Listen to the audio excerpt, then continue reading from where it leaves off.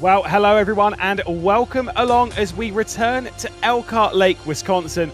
Of course, back to Road America. It's time for another RaceRoom ranked event, but not just anyone. We're changing things up a little bit. We have some multi-class racing, and not just that, it's the first time we're taking out the DPIs. It's the first time we're taking out the new Porsche 911s. We're in for a thrilling evening of racing here for 2 hours around Road America. The only real negative is who's in the commentary booth, because of course it's myself, Liz McGlade, it's Cameron Roger alongside as well with Dara Thacker. We're in for a bit of fun though. Cam, of course, we do like ourselves a little bit of cheeky multi-class racing. Those DPIs are going to be a lot of fun tonight. Yeah, they certainly are. Of course, as you say, first time in ranked action as well with those cars. So it's going to be a bit different to what we normally see around here. Of course, we've been here over the last month or so in the ranked championship as well with the 3 classes over there. So all of these drivers know the track really well. They just come here for a bit of a special event alongside. And Dara, this track's a lot of fun, isn't it? We had a lot of fun in the RaceRoom ranked championship. We now get to see it once again. Yeah, I mean, we've had three weeks of racing around Road America, but we're back again. I thought we'd seen the back of it, but no, we are back. But a little bit different this evening with the multi-class racing, and yeah, should be good. Looking forward to it. Certainly so. Well, you can see there, opened back in 1955, 6.5 kilometres. It's a bit more on the lengthier side, just a 14 corners all the way around, although, again, at least me and Cam will most certainly be questioning that all evening long, because there certainly isn't 14 corners. But that's fine. That's an argument during the race when things start to calm down before we enter Chaos Town. Let's take a look at the cars as well we're racing in across the evening, because we've said before when it comes to the GT3s and the DPIs, we've got 2 classes here. The GT3s being the first one, of course, those cars being Audi R8, BMW M4, Bentley Continental, Callaway Corvette, Ferrari 488, McLaren 720, Mercedes AMG GT3, and then the big one at the bottom, Cam, Porsche 911 GT3R. Yeah, of course, brand new to the simulation in the last month or so, alongside all of the other cars that we have had for quite a while. Also, the BMW M4 actually coming in quite recently. But the first time that we've had the 992 Porsche available in ranked competition, so that's going to be good. I wonder if a few drivers choose that purely because they can now rather than anything else, but surely it's always good to see alongside obviously the DPi getting the multi-class in there. GT3 is always a solid action for that class. Yeah, we all know that GT3s are a lot of fun, but for me, if I were a racer taking part in this, I'm leaning a little bit more towards the DPi. Look at that beast. What a crazy looking car. 620 brake horsepower on just 930 kilos. This thing, Dara, is absolutely rapid. We love ourselves a little bit of prototype racing, and this is going to be a lot of fun. But of course, navigating those pesky GT3 cars is probably going to be a lot of the talk of the broadcast. Yeah, I mean, of course, Road America is one of those tracks where there are some straights, there are the overtake opportunities, but it can be a little bit pernickety in the middle part of the lap if you're trying to get past GT car. But yeah, this car looks like a lot of fun to drive, and I think a lot of the guys driving this will enjoy their evening at Road America. Of course, they are split across 2 classes. That means that there's a lot of drivers going out there racing. Around 34 out. You'll probably have recognised quite a lot of these from their time racing in the RaceRoom Ranked Championship. Marvin and Sven Mackenberg in a couple of those.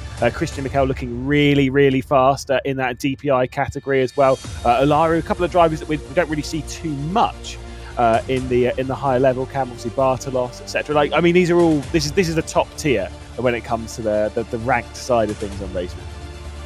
Yeah, this is a pretty stacked field, and that's what we like, especially when we get to these ranked events. Of course, I believe there's 5 different splits going on at the same time as well, so loads of drivers from the community getting involved. But as we say, we're in the top split. This is all of the best drivers, so there should be some proper high-level competition. Of course, 2-hour race as well, so there's going to be some pit stops and strategies coming into that, so really looking forward to see what these drivers can do.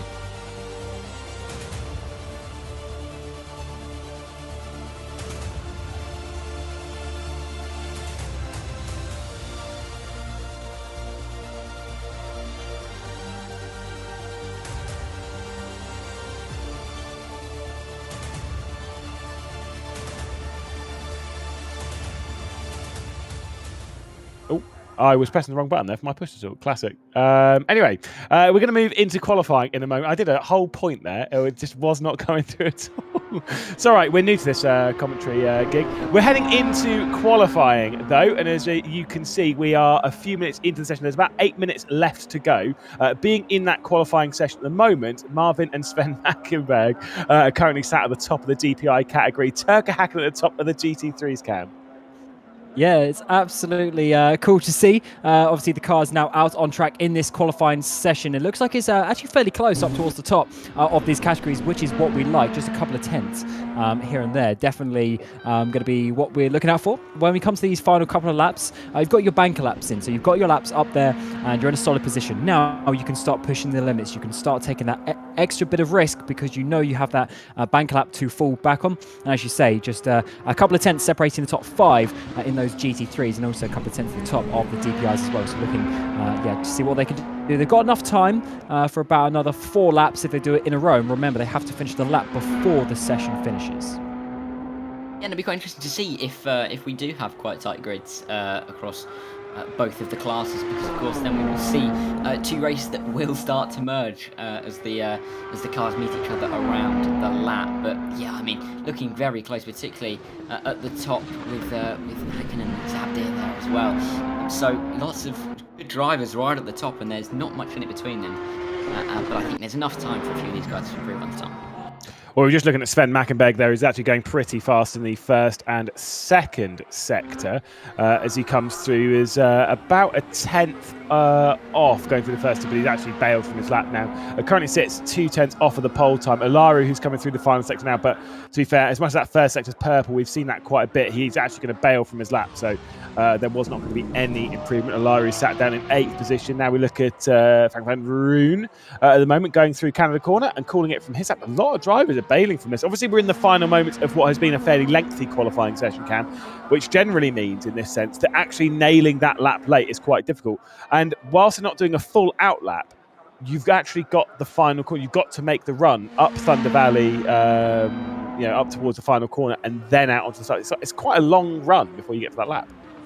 Yeah, it certainly is. And I think they just make sure they give themselves enough time for another couple of laps in this session without it being extra tight, because you don't necessarily want to finish a lap and go straight into the next one. You do want to have a couple of seconds just to think about it and then sort of calm down as such before you get onto your next lap. Coming down, of course, through the King of Turn 4 into Turn 5 at Road America. And this is Sven Mackenberg at the moment trying to chase down his brother. Just 2 tenths separate them at this moment in time. So a bit of a slow first sector, actually, with a 31.9. We've seen some other drivers down towards the 31.5, so that's about 4 tenths off in that first sector.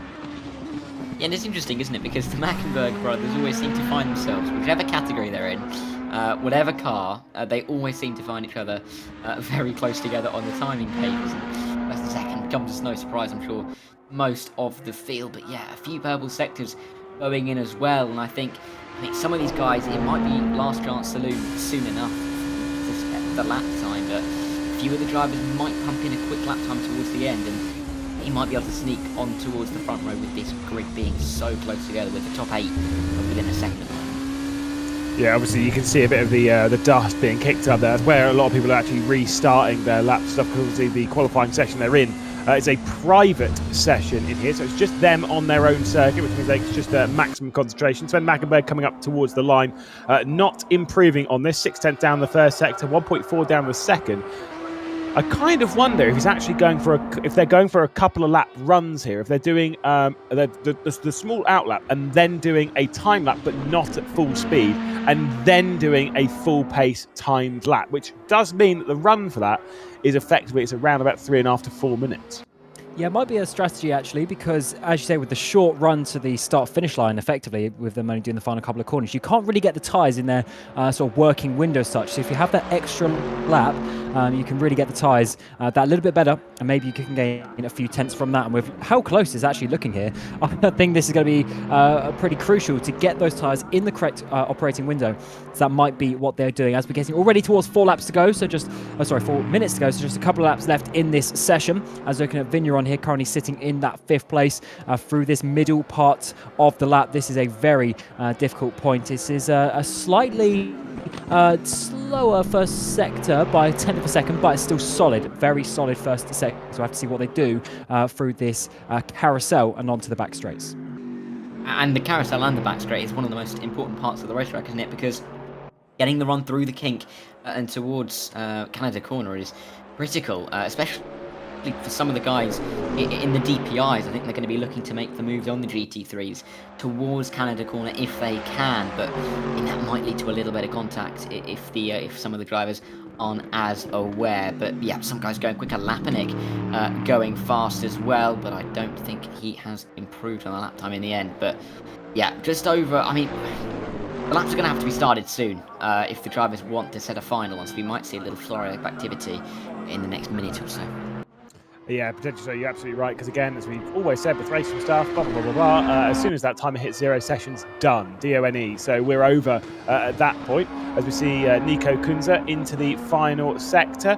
First sector's okay. Second sector's, to be fair, absolutely fine. He's trying to work his way up towards the line at the moment. Currently sits in 4th position and is one of the 4 Germans sat in the first 4 positions. Bails from his lap time, though, returns to pit lane. Vitalet is actually looking pretty quick in the final corner. We'll come through that and we'll see what he can improve to at the moment. Again, purple in the first sector. We're not really 100% sure as to what time it was. Second sector's looking okay. Certainly an improvement from him. Can he get himself onto the front row? The pole going to try and make it an all-Polish front row lockout, trying to beat Turka Hakkinen. Does beat Turka Hakkinen across the line in that brand new Porsche 911, the 992 variant. Certainly looking very quick is that Porsche, but also Vitalet there, as you say, joining Zabzir up towards the front. That could be a very spicy start to this race in that GT3 category, and just showing you how close everything is, with just a couple of tenths still separating those top few drivers. Expecting a couple of improvements potentially on these final laps. We are getting close to that final minute now. Now, of course, it's going to be where it's very important to get your times. As Rebello hit coming towards Canada Corner. He's a little bit further down in 11th place as it stands. Has gone personal best though in that first sector as it stands.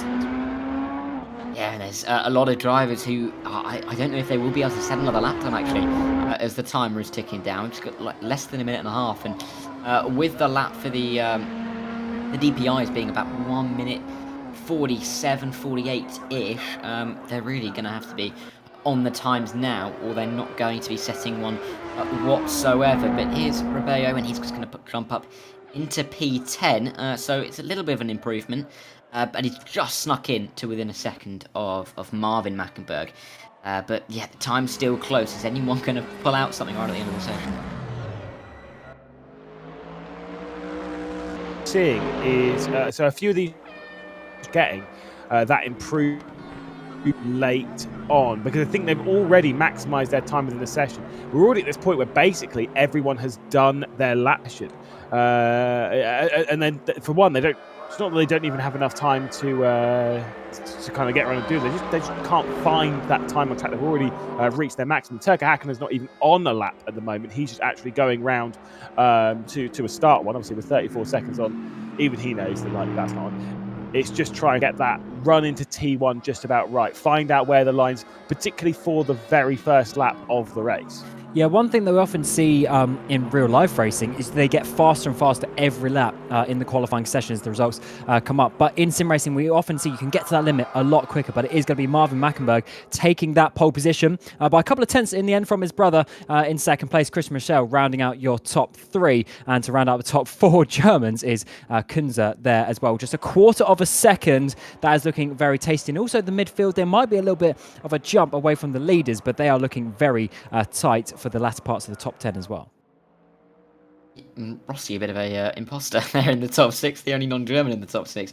But yeah, he's done very well. Zabdir as well, making it the pole for the GT3s as well. But yeah, lots of quality drivers through the field, especially in that GT3 category, who will be trying to work their way up a little bit. You look at Jonas Parren down in P11, Piatkowski in P15, they might work their way up, but you know, long race to go at Road America, and they'll have quite a while to try and find those positions.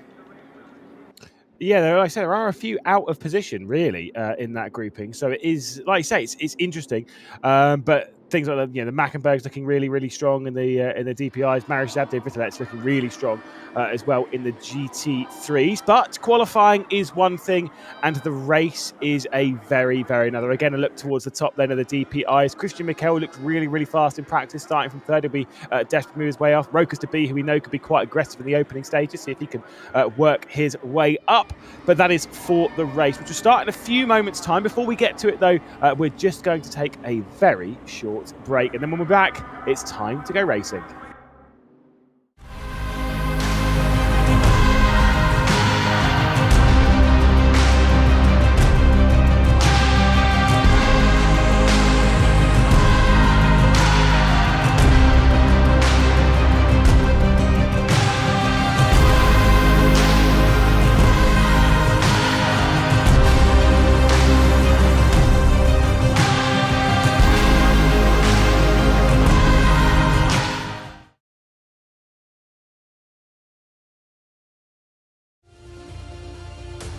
Yes, indeed. Race time on the horizon. Once again, Lewis McGlade, Cameron Roger and Darragh Thacker in the commentary booth, getting ourselves ready for 2 hours of thrilling racing around Road America. Multi-class action. Qualifying was a little bit of fun. We caught it, though, really, after all the action happened. It happened in the opening few minutes. Everyone already reaching the peak of their lap times, Cam.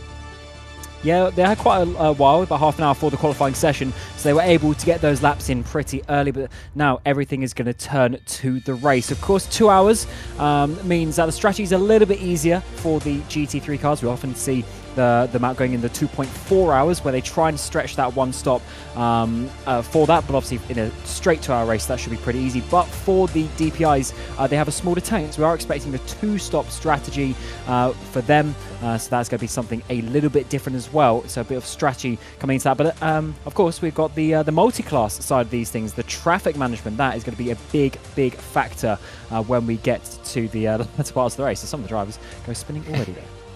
Yeah, that's a nice little line towards the carousel of one of the DPIs there, and I don't think they'll be hoping to do that during the race, especially not in the opening lap.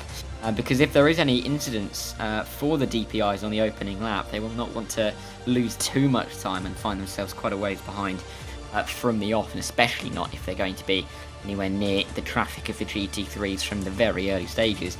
But 2 hours at Road America, it's a long time, it's a long track as well. Just about 2 minutes per lap for the GT3s, it's about 1:48.49 for those DPIs. So lots of time, lots of overtaking opportunities, and I think we're in for a cracker of a race here.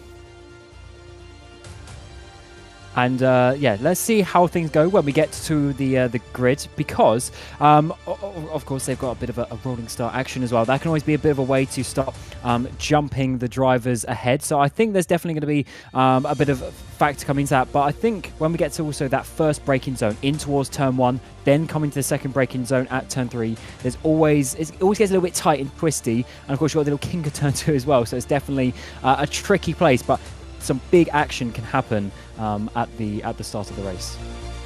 Certainly so. Well, the 2 hours of Road America is about to get underway. We're in the final few moments of them in the preparation phase for the race. They've already done their warm-up between qualifying and the race. That was 3 minutes for them to stick the fuel loads back in, understand where they are at the car, and obviously get themselves ready for 2 hours of racing. It's going to be a tricky test, obviously, for a car that we've not seen out in racing action, at least in the RaceRoom ranked side of things. We're about to get underway. Again, standing start as always. Marvin and Sven Mackenberg will start from the top of the DPi category. It's an all-Polish front row in the GT3s. They're all starting together as well. A couple of slow starters towards the back of the DPIs with decent starter in the mid-pack. It's not a great one, though, for Christian Mikel, who's already going to lose third position on the race down towards the first corner. A great start from Marvin Mackenberg, who's going to hang on to the race lead. Sven in behind. They'll race their way through the first corner. Once the phase of the DPIs has actually got going, they've managed to pull themselves away from the GT3 category, who funnel their way through cleanly. Marush Sabdir ahead now of Turka Hakkinen, who's put himself in second. He's being fought by the Porsche 911 of Vitilex. And then side by side on the exit, a little bit further back, Lapinic and Vigneron going side by side. As we come down this back straight away, very, very long run through the kink of turn 4 and in towards this braking zone. Very heavy braking zone down the hill. Cars always sliding around. It looks like it'll be status quo in the DPi's up towards the front. Actually, a little bit in the back there. 3rd and 4th place, having a bit of a side-by-side moment. Up the inside, that's going to be Christian Michel getting past Sven Mackenberg, who's dropped all the way down into that 4th place. We're back to the GT3s, and Lapinic there lost out in that battle with Vigneron. Yeah, and Sven not having the best of starts at all, does he? Just down those 2 guns with Michel, flying straight past him without even half a lap gone here. But of course got a long time to recover those positions, but Marvin, great start. He's really carrying some confidence this week after a good performance in the Rank Championship just a few days ago, so he is going to be confident to try and pull this gap if he can to Gunther, but Gunther looks like he might try and have a go towards Calendar Corner if he can, if he's close enough. Yeah, certainly will be, like I say, quite a bit too far away back. I think potentially coming down to Calendar Corner, maybe a couple of people will have a look once you head up through Thunder Valley and the Bill Mitchell bend. And then we head down towards that final corner and then the race up the hill. That's where everything kind of is a little too narrow to go through. So you've got to be really, really brave. When it comes to lap traffic, though, and these cars, they will be lapping each other quite a bit. It's not like GT3s and GT4s where they only lap each other maybe once through the race. There's a bit of a mistake in the background, though. I'm not sure who that was from. But just dropping a rear is Barriere losing out just a touch and being under a lot of pressure from Luka Vuceric behind. And you've got to be careful. Look at the train of cars behind that Porsche with the gap opening up ahead. You start to go down one by one in this train if you don't keep that momentum going. So Barriere needs to be careful, but it's such a huge run up towards turn 1. The slipstream is absolutely massive around this track, and a very tricky braking zone as well because it's a little bit downhill, it's very bumpy, and it's a very fast run. But back to the front of the DPi's. It looks like Kunz is going to try and come to the inside. Is he not this time around? It's only lap 2. We are looking at what a 60-70 lap race. Oh no, they've come together. Oh my goodness, what has happened? Marvin Mackenberg and Nico Kunze, they've come together and they are both dropping down the order. That, I don't even know what happened because he dropped back in line. He must have just tapped the rear on the exit of the corner. The pair of them coming together and the pair of them dropping back now to 13th and 14th position. Unbelievable as the tyres are still hot on Marvin Mackenberg's car. He's gone for a spin and obviously the red mist has taken over. That is massive drama. And they've got to be careful because the GT3 car is going to be coming around now, so hopefully he can get back up to speed. Oh, he's going to hold down the leaders there of the GT3. That's Jabdir in that green Mercedes coming towards the very important turn 8 corner, but it seems like he's able to hold on. And yeah, I think, just pushing it too hard. The apex is actually very tight there at turn 5. It is slightly difficult to go side by side. And of course, the action will continue up towards the DPi as they've seen opportunities come ahead for a good result with 2 top drivers being taken out.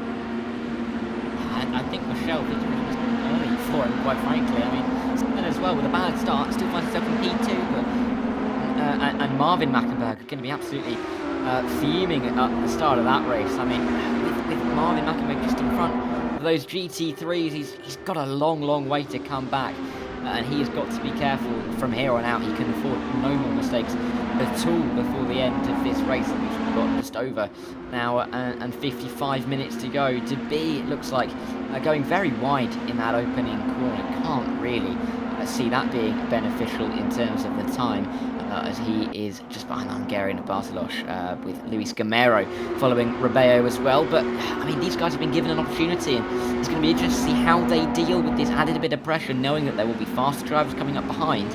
They have got a good position in their hands.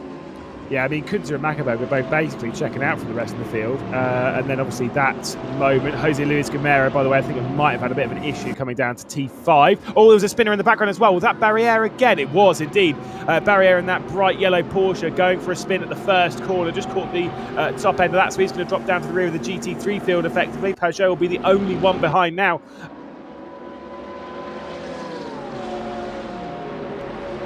We'll have to see how this goes side by side down towards turn number 5. Of course, this battle we saw earlier, Vigneron holding on to that P4, but as he comes down the inside, Lapinic's going to come back. He's going to make that position up as you come uphill towards that Corvette corner, and that battle seems actually looking really nicely there for that 4th position in your GT3s. This is letting the top 3 get away though, as Hakkinen, he's actually got the purple time next to his name, so he's the fastest driver in that GT3. He's potentially catching up these top 2. We did see Jabdir and Vitalik there have a bit of a side-by-side battle as well on the timing tower. So definitely the tension is getting pretty high here already in the opening parts of this race in GT3.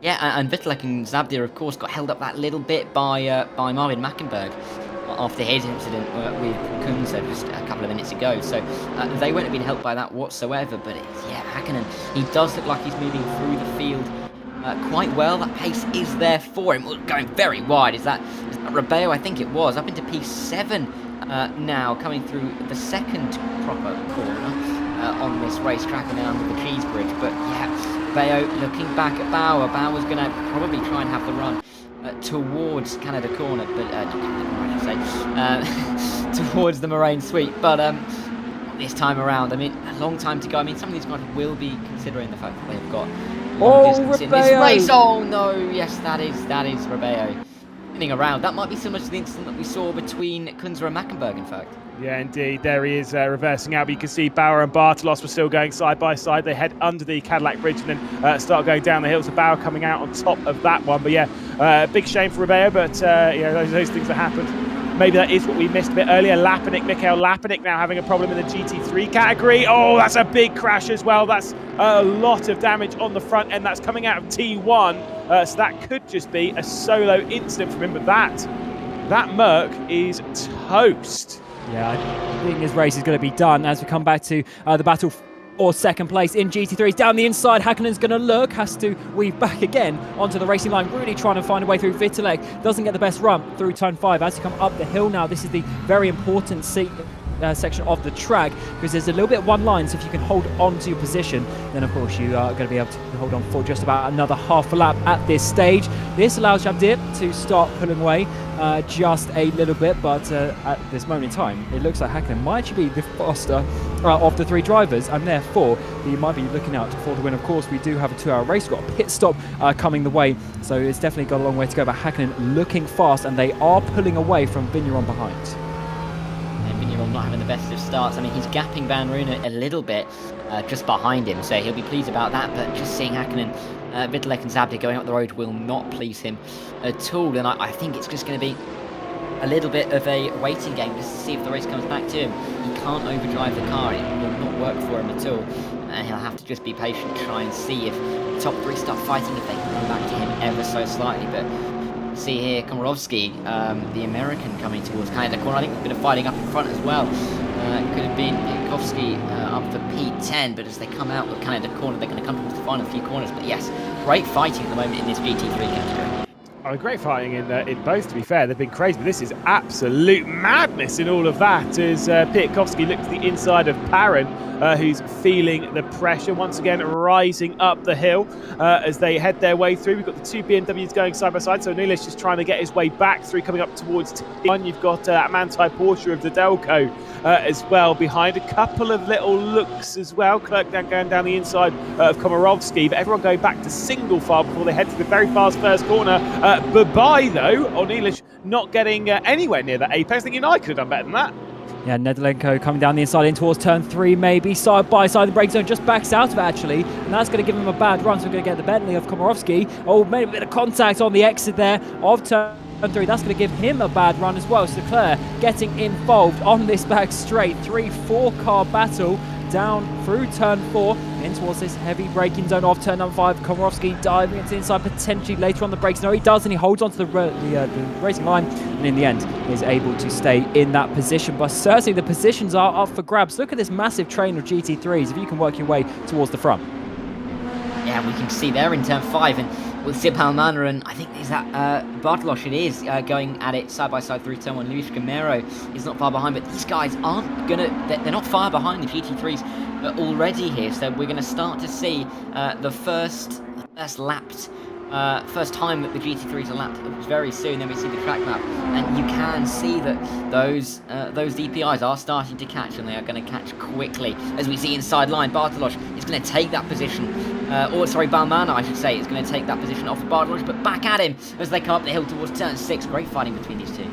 Absolutely excellent. Yeah, once again, still side by side as they come up towards the fast kick. They come under the Cadillac Bridge, the inside line being taken and Bolmania and Bartolos continuing this fight. Jose Luis Gamero also onto the scene, the inside line being taken, but not advantageously. So Bartolos actually not going to work his way through. Bolmania up into 7th position, heading round the carousel. You don't really want to go side by side through there, not through all of its many. So it's 2 apexes really in there, but let's be honest, it almost feels like there's a few more hidden around. Going through the fast kink as well, bits of oversteer, mostly from Polgar and his way through. And I think Bartolos is going to lose it to Jose Luis Gamero, who absolutely flies through. That was the easiest move I'm going to see today. I think Bartolos simply just got a bad exit. He's done it again, actually, come out of Kunza's corner. Now we get Kunza, who's starting to come back. He's got himself already up into 10th place after that crash a little bit earlier. So Kunza might actually be able to get himself up towards that about P6 for Bauer. Definitely looking very good in the background for him. Yeah, and Kunza is going to be right on the back of Bartolos immediately. He's going to go to the inside line, and I can't see this ending in anything else other than Kunza making up into P9. I mean, with that mistake, with the collision early on, he's really recovered well. Only 15 seconds off the lead. Wouldn't put it past him to try and come to the lead, but is Bartolos going to try and come back? It looks like he's going to try and come to the inside. He can't quite do it, and Kunza has P9. Chase after the 2 Spaniards of Balmania and Luis Gamero. Yeah, super stuff, as we can see. As you said, he was the imposter in that during that qualifying session. Sebastiano Rossi, who was the lone Italian in a sea of Germans, as they're trying to navigate their way around some of the back markers. That'll obviously be the Frenchman of Barriere after his spin coming through the first corner. I think this might be 3rd position being cost to Rossi, because Blankenberg's trying to get around the outside. A bit of a hit check between the pair of them. We've seen the outside line generally works going through that corner, heading up towards the carousel, because I think it's the downforce they've got, that mixed in with the power. As we can see now on board with Colin Blankenberg. Obviously, you can see the screen at the top. It's not television. He's not watching episodes of EastEnders. He is seeing what's behind him in the rear view camera as they start to navigate the rest of the traffic. And this is where time is going to be won and lost. You see there diving up the inside. That pushes that Callaway Corvette a bit wide. Actually, that's a bad run for Rossi, despite him having a clean run through the corner, all the way around the outside for Blankenberg. Nice move. And up into the final corner. He is now into 3rd place, restores the 3 Germans at the front of this race. Yeah, I was about to mention that he restored the 3 Germans in 1, 2, 3, and I think he's pleased to do so. I mean, he's got the pace over the last few laps, and he might be able to start trying to trace after Sven Mackenberg and Michel. But here comes Rossi back to the inside. Is he going to be able to make the move? They've got some GT3s to contend with as well. But Blankenberg swoops through into turn 1. He just about gets behind that GT3 as they come towards turn 2. But battle is going to only intensify as they have to negotiate with these with these back markers for them. Rokas DPi also is closing in. You can see in that pink and blue DPi as well. He's making his way up towards the scene. As oh my goodness, here we go around one of the Porsches, now around a couple of the GT3s as well. Wow, that's fantastic as Rossi's just trying to work his way through. There's drama in the foreground as well. That's Van Roon who's had problems, but that was super stuff from Rossi. Brave, pinned through the throttle as he would navigate his way around some of the GT3s. Fantastic stuff between himself and Blankenberg. Rokas DPi in the middle of there. If you've not seen much multi-class racing before, well, hello, this is what it is all about. It's terrifying. Yeah, there's about 20 seconds a lap between these 2 cars. They're going to be overtaking each other every 6-7 laps of this race. It is a pretty big differential in time, and therefore you're going to see, especially down the straights, when we get towards the end of them, the closing speed is absolutely insane. And as you say, Rossi using that to his effect down the inside there through turn 4, all over the grass, into the braking zone of turn 5. Amazing scenes, and Blankenberg needs to do that all over again. Fortunately, they've actually gained a bit of time, I think, on DPi through that traffic sequence, and that is why you have to get through really nicely. But it's certainly a very risky strategy to be doing the types of moves that we just saw there from Rossi. And I mean, it's interesting, isn't it? Because down towards that Moraine sweep, of course, the track is a little bit more straight. But if the GT3s are caught through Kettlebottom sort of coming the corner, there's a bit more of a kink in there. So if we see the same kind of action, we might see a little bit more contact, and it might go awry for one of the DPIs or indeed the GT3s. But they're safely getting them towards turn 1 at the moment, Rossi and Blankenberg. But Rossi, I mean, that's an absolute commitment, isn't it, from the Italian? And I mean, credit where credit's due. He put his foot to the floor, said, I'm going over the grass, and he took P3 with it as well. But Blankenberg hasn't given this one up whatsoever, and he might have a run this time around.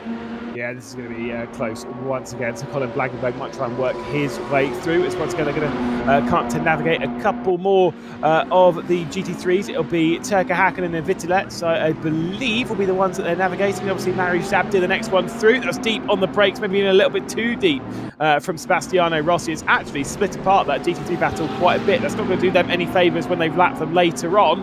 As now getting to the outside, going through the Kettle Bombs, going through that fast right-hand kick. Colin Blankenberg was working his way through. Now getting through to the head of the GT3 field. It'll be a big inhale of breath for Sebastiano Rossi. He's comfortably navigated the GT3 pack whilst also retaking third position and pulling a little bit, around about a second, over Colin Blankenberg, but has lost 7 seconds to the top two, basically. This has been one of the most chaotic multi-class races I've seen so far. GT3's all over the road, and that is Rokas DPi actually coming through this back straightaway now. See Vittilek getting out of the way of that one. He's got a Bauer all over the back of him in towards Canada corner. DPi holds on. You can just see how quickly, almost like a swarm of bees, these DPIs come up against the back of these GT3s. Up the inside there of your GT3 leader, Mariusz Zabdir, in towards the final corner. He's actually got a pretty decent gap now. Up the inside of the final corner, Bauer goes almost contact between the two as their lines cross, but DPi holds on onto this front straight. And it has been chaotic, and we've only just about finished 1/8 of the race.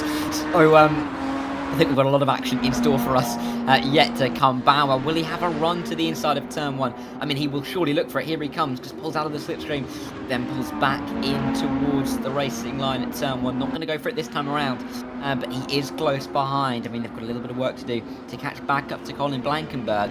They're safer at the moment from Balmiana and Luis Gamero, but here comes Gunzer, inside line on Polgar, turn 1. Nice move up into P10. Yeah, again, continuing a recovery drive of some description, although he has dropped back. Am I an idiot? No. He switched. No, I think he had a spin or something earlier because he was up a little bit further. Mackenberg, who also spun, has now got past him. But he was up towards Balmania at one point. I just assume that I always go full idiot on those ones. But I was like, yeah, no, did he receive a penalty or something? No, he's had more issues. Has Kunze obviously dropping back behind Marvin Mackenberg because his recovery drive had actually had him towards like the top 6. He was closing in on Rokas DPi fairly quickly. This is a gap that's once again closed back up quite nicely. Colin Blankenberg has closed right into the back of Sebastiano Rossi once again as they head through the exit of the carousel. I suspect there might well be a move coming either down to Canada corner, or even it seems though some drivers are really struggling with acceleration. Bearing in mind, it's 600 odd brake horsepower. It's not a very heavy chassis. All that power's basically going to the rear end. As much as you've got a lot of grip, it's very easy to overheat the tyres, and that out of Canada corner is going to be, here comes the move from Colin Blankenberg, exactly as he did it earlier on. Fantastic once again. Yeah, round 2, and he's completed that one as well. Got Bauer now with yellow flags next to his name. He's gone for a spin. I've also noticed Bartolos has gone down, so maybe Kunze and Bartolos had a bit of contact because they were getting close at that point of the race as well. So definitely a lot of spins going on in the opening, 19 minutes of this race so far. Up towards turn 1 once again. Rossi comes to the inside. Can he brake late enough? No, it's Blankenberg with that racing line in the faster speed through turn 1. He holds on to that position. I don't think he was giving Rossi much of a chance there. He swooped into turn 1, and if Rossi had his car on the inside, I don't think it would have been pointing in a very straight line by the end. But here we go, Olaru and Polgar for 10th and 11th here. Polgar is slipping that back, just that little bit as they come towards turn 1. The Romanian driver, he's going to have to contend with one of the GT3 cars in front. Mariusz Zabdir, I think it is, but this little group, Valery, Polgar and Bartolos is really going at it at this stage of the race. But no, we've seen the drivers already in just 20 minutes ebb and flow with their pace just that little bit, so we might see that all the way through. But at the moment, it's the battle for P10. If we look back at the GT3s, and this is still a trend we've been looking at the entire race long. Yeah, certainly. So you can see the strategic differences, by the way. GT3s are all sticking with the same compound tyre being in the hard variant. In the DPi, it's a little bit different. There's a couple of changes when it comes to the methodology and the approach from a few of these drivers. Unfortunately, the tyres that are going on Vuthrick's car haven't worked out too well because he's gone for a bit more of a spin, and so he drops back to 18th position. Is it Florian Vuthrick? This is every time I get first names, it always becomes a bit of a problem. O'Neillis, though, trying to gain a position once again on Komarovsky, and that one not going to work out. But the up and under coming out of T5 could work out in favour of the BMW 4. Ornelas to the inside, and Nedelko also there, and trying to work his way back through on Komorowski, and I think might do so on this occasion. Piakovsky getting involved too, so side by side between the BMWs in towards turn 8, and it looks like it's going to be Ornelas just holding on to that one, but Piakovsky is really putting the pressure on, coming through the carousel now. The three of them continue their battle, and as ever, this is such an important corner. It sets you up with your momentum onto this back straight, but of course the kink, and that is not the momentum that he would want to going out onto the straight, but nor would it be as we come back towards this battle for P3. Blankenberg potentially losing it to Rossi here. They've changed positions 3 times already in the past 10 minutes or so, but Rossi is going to try to make it 4 outside line. 4 at the end of the Moraine sweep. Can he go all the way around the outside? No, he can't, but he's got the up and under just that little bit as they rise up the crest of the hill towards turn 6. The left-hander will favour the Italian on the inside, but around the outside goes Colin Blankenberg. Will have the inside line for 7. And he just about holds on, and he is really fighting for his life in P3. All of this fighting only allowing Sven Mackenberg and Michel to just gain away at the front. Yeah, I think there might have been a bit of a problem, obviously, for Sven Mackenberg, because Christian Michael obviously at the front of the field now, and so he's now in that first position. We did mention it a little earlier, but still, obviously, it was Sven Mackenberg up there a little bit before that. So one of them might have been a bit more of a, or it was certainly a lot closer between the pair of them, going out to 1.5 seconds. Well, I get the feeling that maybe pacing himself a bit in the early stages. This is the battle for second position in the GT3. Turka Hakkinen and Vitalitz going side by side. The Porsche getting the up and under. Obviously, this was the car that started on the front row. Marcin Vitalitz trying to get his way back through. Left-hander they go through, right-hander they go through, and it is still Turka Hakkinen for NeedRacing.com. At the moment, looking pretty strong. Of course, NeedRacing.com looking very strong when it comes to racing competition. They've got cars in each category. The one in GT3 is Turk Hakkinen. The one in the DPIs is Christian Michael, is leading the way at the moment, although I get the feeling that Sven Mackenberg is starting to really close in, because I've seen that gap go from 1.5 back down to 1.1. So what I'm saying about the alternate strategy, if you're taking those slightly softer, the medium tyres, maybe you're pacing yourself very cautiously in the opening stage of the race before trying to mount some form of charge as you approach the end of your first stint. Once again, here we are on board with Sven Mackenberg, and you can see target fixation up ahead on his compatriot Christian Michael. Yeah, his brother Marvin was giving us some info before the race, and the mediums are pretty good, or sorry, the hards are pretty good just to be used, but they're a bit slower. The mediums can do a full stint, but you start to sort of wear them in the last couple of laps. You've got to, as you say, conserve them just a little bit to make sure that you can get there with some good pace, whereas Michel, after being on the hards, he can push them a little bit harder. So, of course, just the balance of how that works out over the course of a 40-45 minute stint, something like that should be, of course, what their focus is at this point in the race. There is Michel, though. We can just see in the background, you've got the other DPi chasing him down as they still lap the traffic, and it's pretty much going to be like that for the rest of the race now. Everything starts to spread out. They'll be getting past the GT3, so your pace is not only determined by, obviously, just your driving talents, but also your ability to get through the traffic in a nice, sort of fluid way. And on the flip side for the GT3, it's just going to be how they can let by the DPIs. They don't really want to be going side by side through corners like turn 8 through the carousel with some of the DPIs if they can help it. So he may be trying strategically. Maybe if they lift off slightly towards the end of the straight, they might be able to gain that time back by being able to take the racing line through the next sequence of corners. But it's all part of a two-tier race, really, isn't it? So DPIs and the GT3 is currently working in unison. We haven't really seen any big moments, but I think Rossi making the move was a big one. But here comes Hakkinen around the outside. Can he go around the outside of the carousel? We've not seen that one yet this evening, but he could be the first. But no, it's difficult, that one, and I think we may be struggling to see that one before the end of the race. I think you're more likely to see it in the DPIs. You need a lot of downforce to hang it out wide around there. The GT3 certainly don't have enough to go side by side going through the carousel. But I think if you were on the outside of the DPI, we've seen it quite a few times. With the speed the DPI takes to the corner, that tighter line actually doesn't really work for them. If you're making a move, from what I've seen so far, if I'm in a DPI, I just want to make a move around the outside. It seems to be the safer option. You seem to be able to pick up a bit more grip. You're effectively carrying more speed through the corner because you've got the downforce to push the car into the road. Whereas the GT3s don't kind of have that luxury. Although, if you were in a GT3 car in real life, you'd think this is the fastest thing that I've ever been in. And then suddenly, some DPi flies past at what you think is twice the speed of light, and you're thinking that is not possible. Here we go, then the defensive line being taken from Vettel. It's up towards the first corner. Turka Hakkinen going to try and go back through. 25 minutes only done in the race. There is still plenty of racing time for them to go. Hakkinen's trying to retake over second position. The up and under going through the first corner. We go through the discount second one, because why not, into the third. And the defence will be taken from Marcin Vittel. That's actually really good driving from the pole. Yeah, it certainly is. And I thought Hakkinen was going to get past early in the race. I thought he was going to absolutely romp off in the distance, but it seems to be a really good battle once again. Getting that slipstream down this back straight, you really start to pull in these final couple of 100 metres of the straight, braking to the outside. That is going to do the up and under once again. Potentially, no, Vittel actually gets a really nice exit out of turn 5 there, so Hakkinen needs to hold on. And this battle has let Zabdir go up the road by 4.5 seconds now. So it's really just a one-way battle for the lead, two-way battle for the final places on the podium. We've seen, it was interesting, we have seen that little up and under work, haven't we, through turn 5, just on a few occasions so far. So that might be in the back of some of these drivers' minds.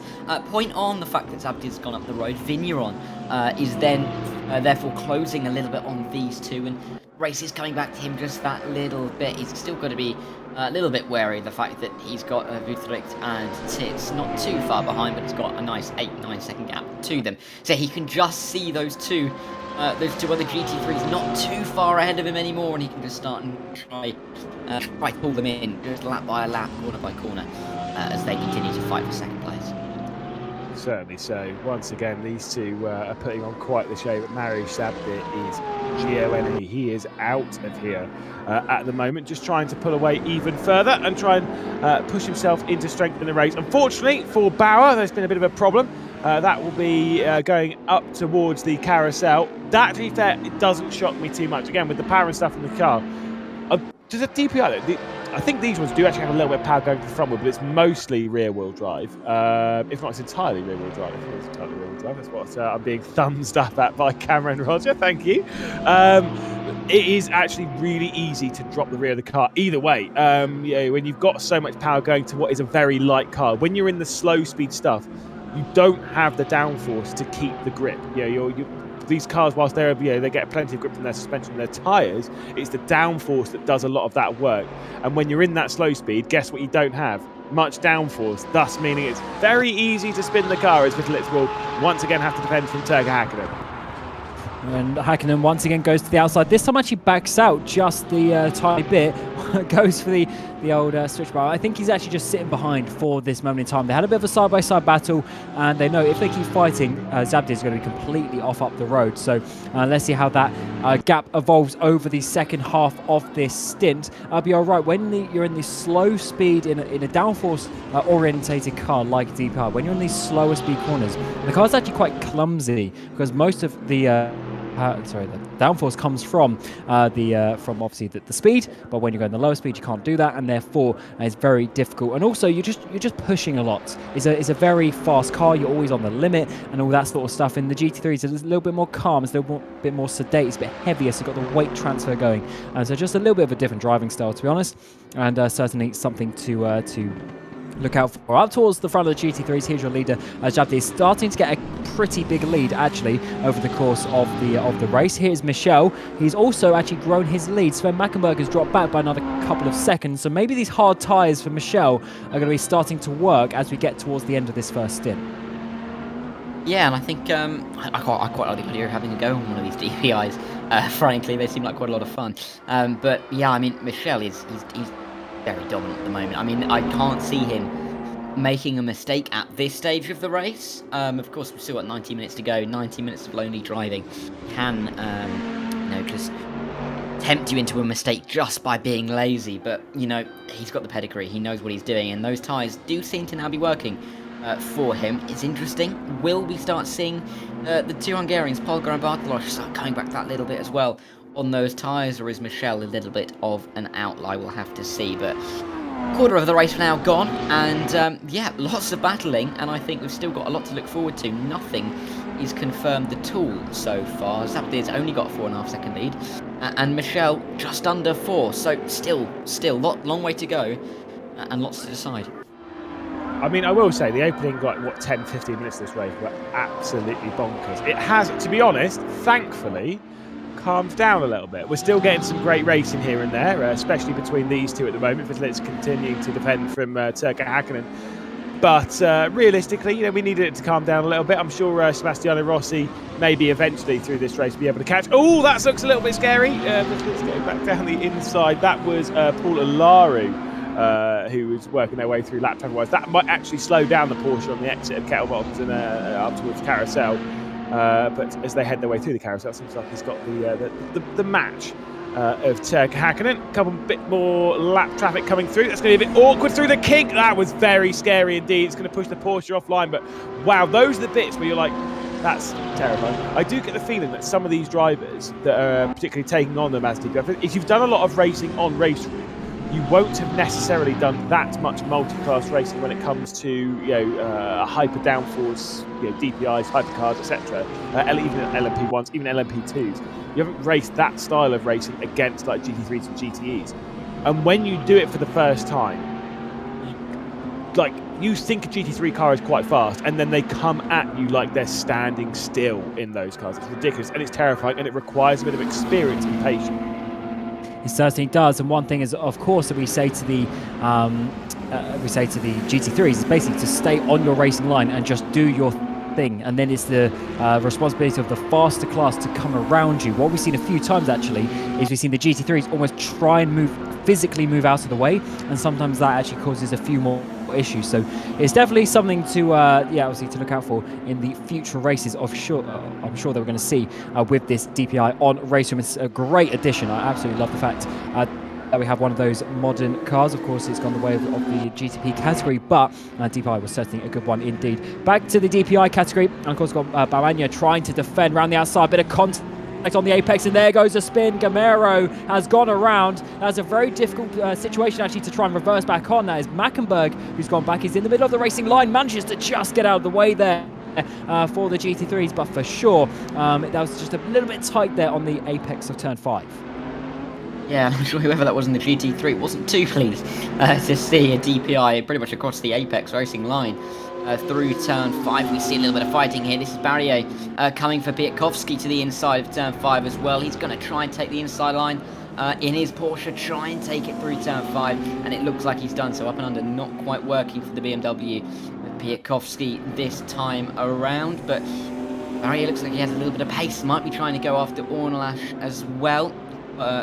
Morovsky doesn't seem too far up the road either. You can just see him through that shot towards turn 8 they come. So, you know, there are a few drivers who may have made a mistake earlier on in the race who are recovering their positions gradually. I mean, Marvin Mackenberg, of course, still got that fastest lap for the DPIs, or has got the fastest lap. He's in P7.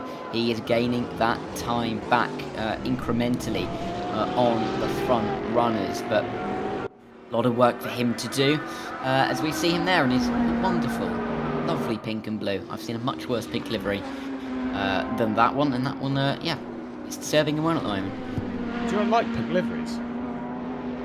No, I Really? do. No, I do like pink livery. Oh, but, okay. Ham will know that there was a horrific pink livery that we've both seen in the past week. That Is this the one in Formula Sim Racing?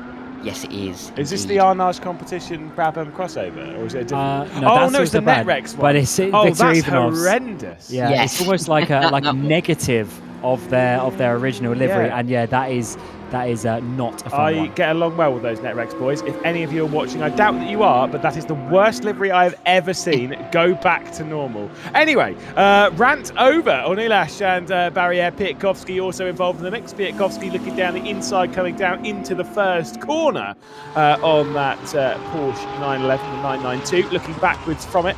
Again, fantastic to have it. Of course, a part of the new Porsche pack. which was released only a few weeks ago on RaceRoom. So if you fancy trying out some of the newer Porsche content, go and grab that Porsche pack. It's absolutely fantastic, and let's be honest, you want to see it racing here in the ranked competition. Down the inside barrier will go on Ilash. This should be quite an easy move for the Frenchman. Obviously a bit of a recovery after a few early incidents and a few early mistakes. Seems to have the mentality to recover and just calm himself down. That was a nice tasty move. Yeah, just trying to think how Barry is starting to get through. Obviously, Pitkowski and Onias in the last couple of laps. He's got through both of them in his Porsche and is now trying to work his way. But as you say, he did obviously have that spin earlier, batting a little bit further up the way. And of course, is trying to come back from that one. Olaru here in 9th place. He's got Gamero all over the back of him now after Gamero's spin. But Gamero actually maybe struggling just a little bit. Couldn't get any sort of exit out of that final corner as Olaru keeps on to that 9th position. As it stands, we are getting quite large, pretty close to some DPi pit stops. Actually, they are going to be sort of around, so going past lap 20, let's say. So another maybe 6 minutes or so, and we'll start seeing those drivers coming into the pit lane. And Christian Michel is your leader in that category as it stands. The gap with Mackenberg has gone up. It's started to come down just a little bit, actually, but he's still pretty much in control of this race. Yeah, a bit of a tide effect at the moment, isn't it, between the top two, ebbing and flowing.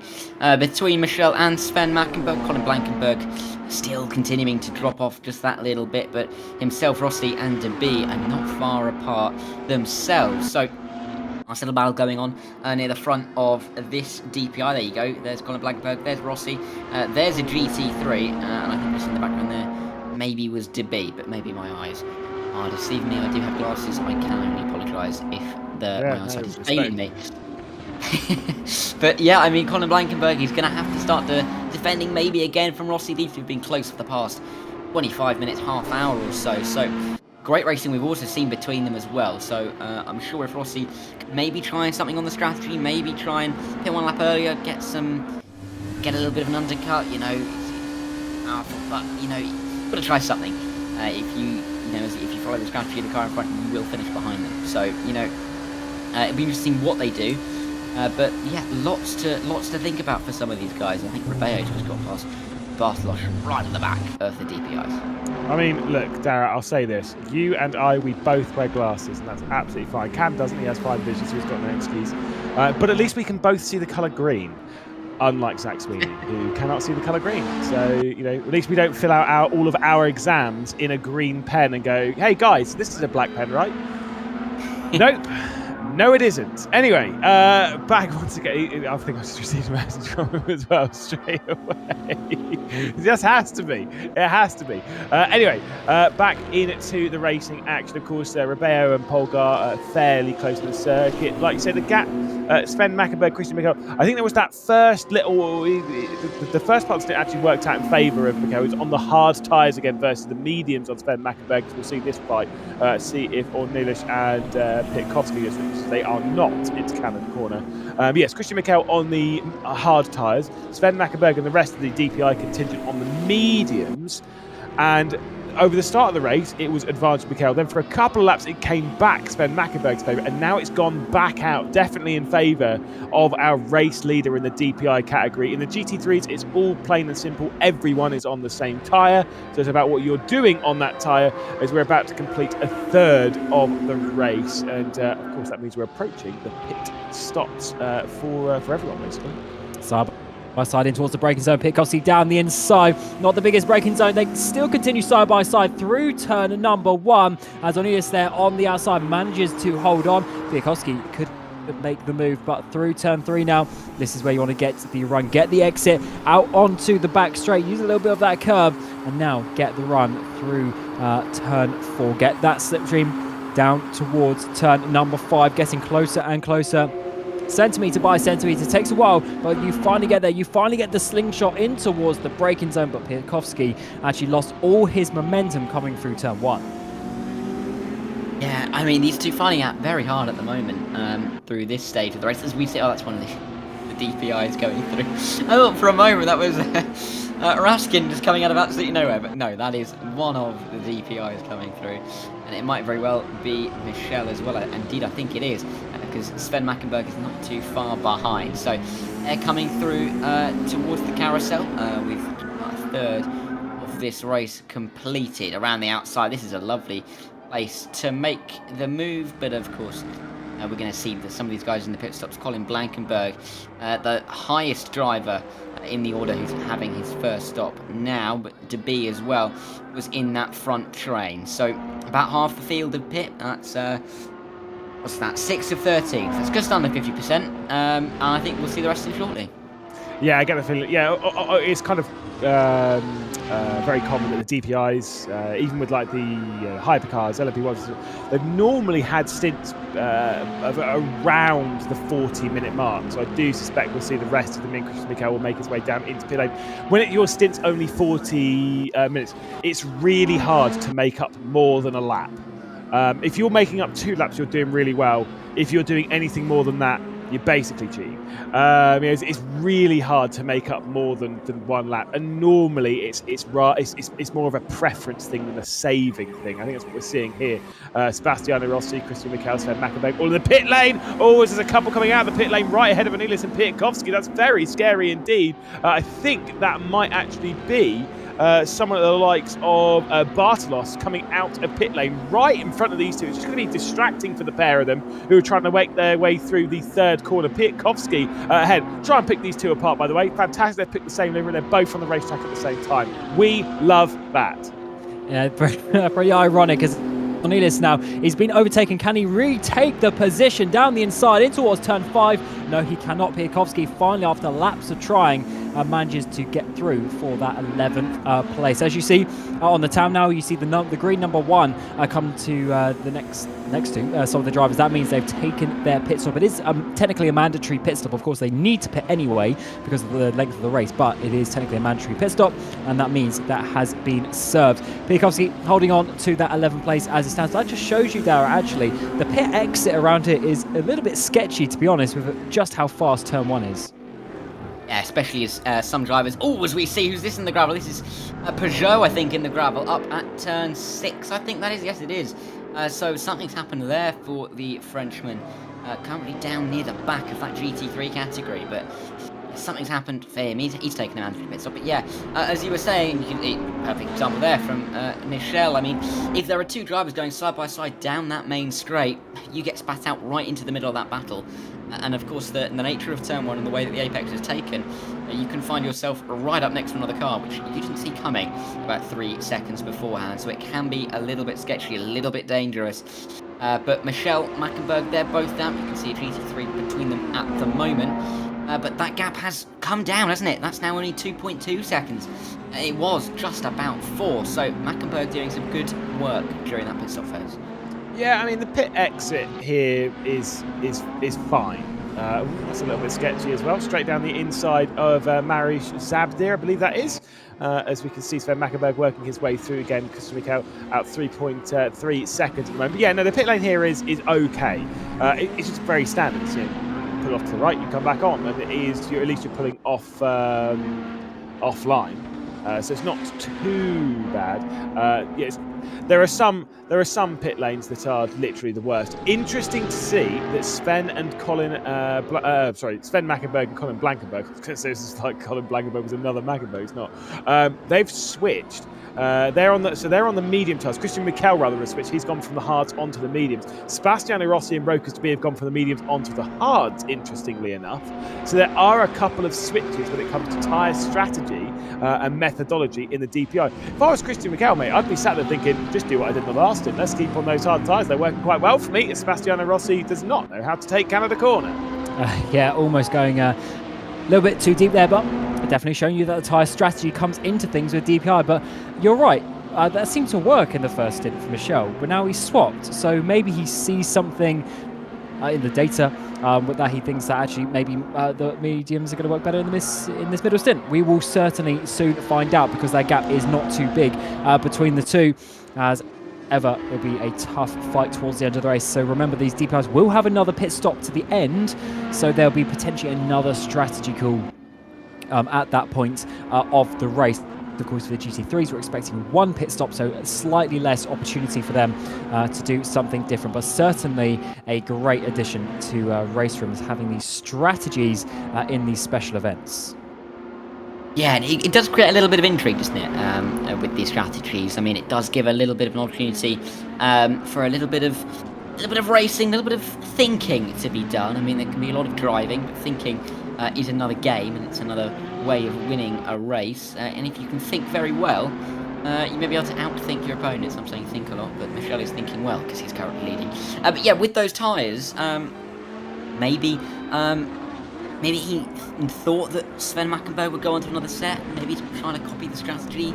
I mean, it could be anything. And we've still got a pretty even split now between those harder compound and the soft compounds. We see DPi. Look at this. Oh, this Marvin Mackenberg, I think, actually, sorry. Coming around the outside of the carousel. That's a lovely place. Telapa cars. He comes on towards the kink. But lots of work to be done for him still in P6. He could try and catch up towards P3. I think that'll be his main target. Michel and Sven, his brother, look a little bit too far up the road, but we see a lot of battling going on here. This is Bartolosz and Bauer, I think, as they're coming towards the kink, and they might have some moves to make towards Canada Corner.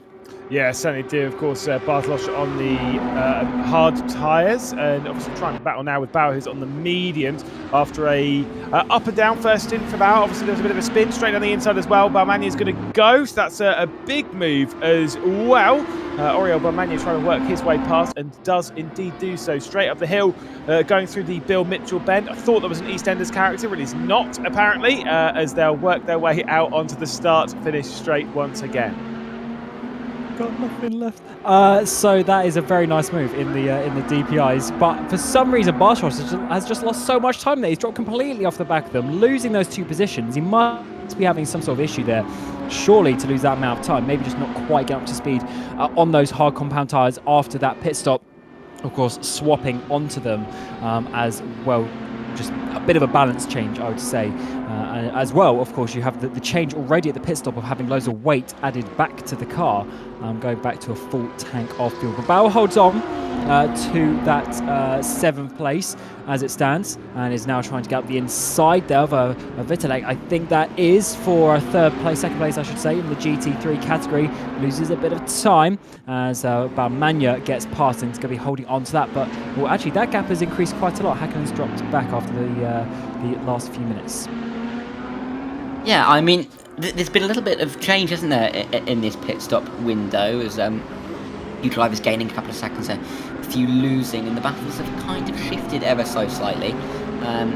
We did see Balmania here. I was just going to mention he's on the back of Bauer as they have to negotiate with this GT3 traffic as they come out. That could be Zabdir as well, the leader of the GT3 class. They come in towards the kink with Bartolosz a little bit further behind. You know, he's still got to get through as well, but we do see these two closer. That's Itzvan Tits, and Tits is in a bit of trouble here. Yeah, unfortunately going for a bit of a spin coming after the bridge there. I don't know. Like I say, I get the feeling that those are the kind of bits very easy to do by yourself. I don't know if there was someone else involved in it. It can be very easy to be tapped around and go for a bit of a half spin, but nothing too major in all of that. So back going again, and kind of get on with it again. I'm a big fan of Callaway. I think it's just the rear wing just looks absolutely sick. It's got nothing to do with golf brand. But as we can see, a couple of other ones working their way through right at the top of the circuit as well. Like I say, I get a feeling that those are the ones that you probably do by yourself, especially at that corner. I always found that was the hardest corner around the circuit, that left-hander over the top of the crest. Yeah, you sort of come up over a ridge in towards the braking zone, and I don't know why, but it's just so difficult to work that out. I guess it's because of the weight transfer and everything like that. Then the rear going light, it's certainly a difficult one. As Pajot's having some issues, he's still at yellow flags for him in Sector 3. We saw him off a little bit earlier as well. The Frenchman De Winter's gone past, and also potentially some other drivers here are going to be getting past him. He's got a big shunt there on the front end of his Callaway, and that is a similar part of the track to what we just saw. So I wonder if that's going to be at a turn 7. Here's Vertrick behind Florian Vertrick. It is trying to get past, obviously being held up massively there by the slightly slower Callaway. Will have to find his way through on this back straight. if he hits the rear as they come through the kink. Hopefully it doesn't. But yeah, and this is only for P17, and Ruthricht, we know how fast he can be, so I don't think he'll be too pleased with how this race is going for him at the moment. Inside line, maybe a Canada corner.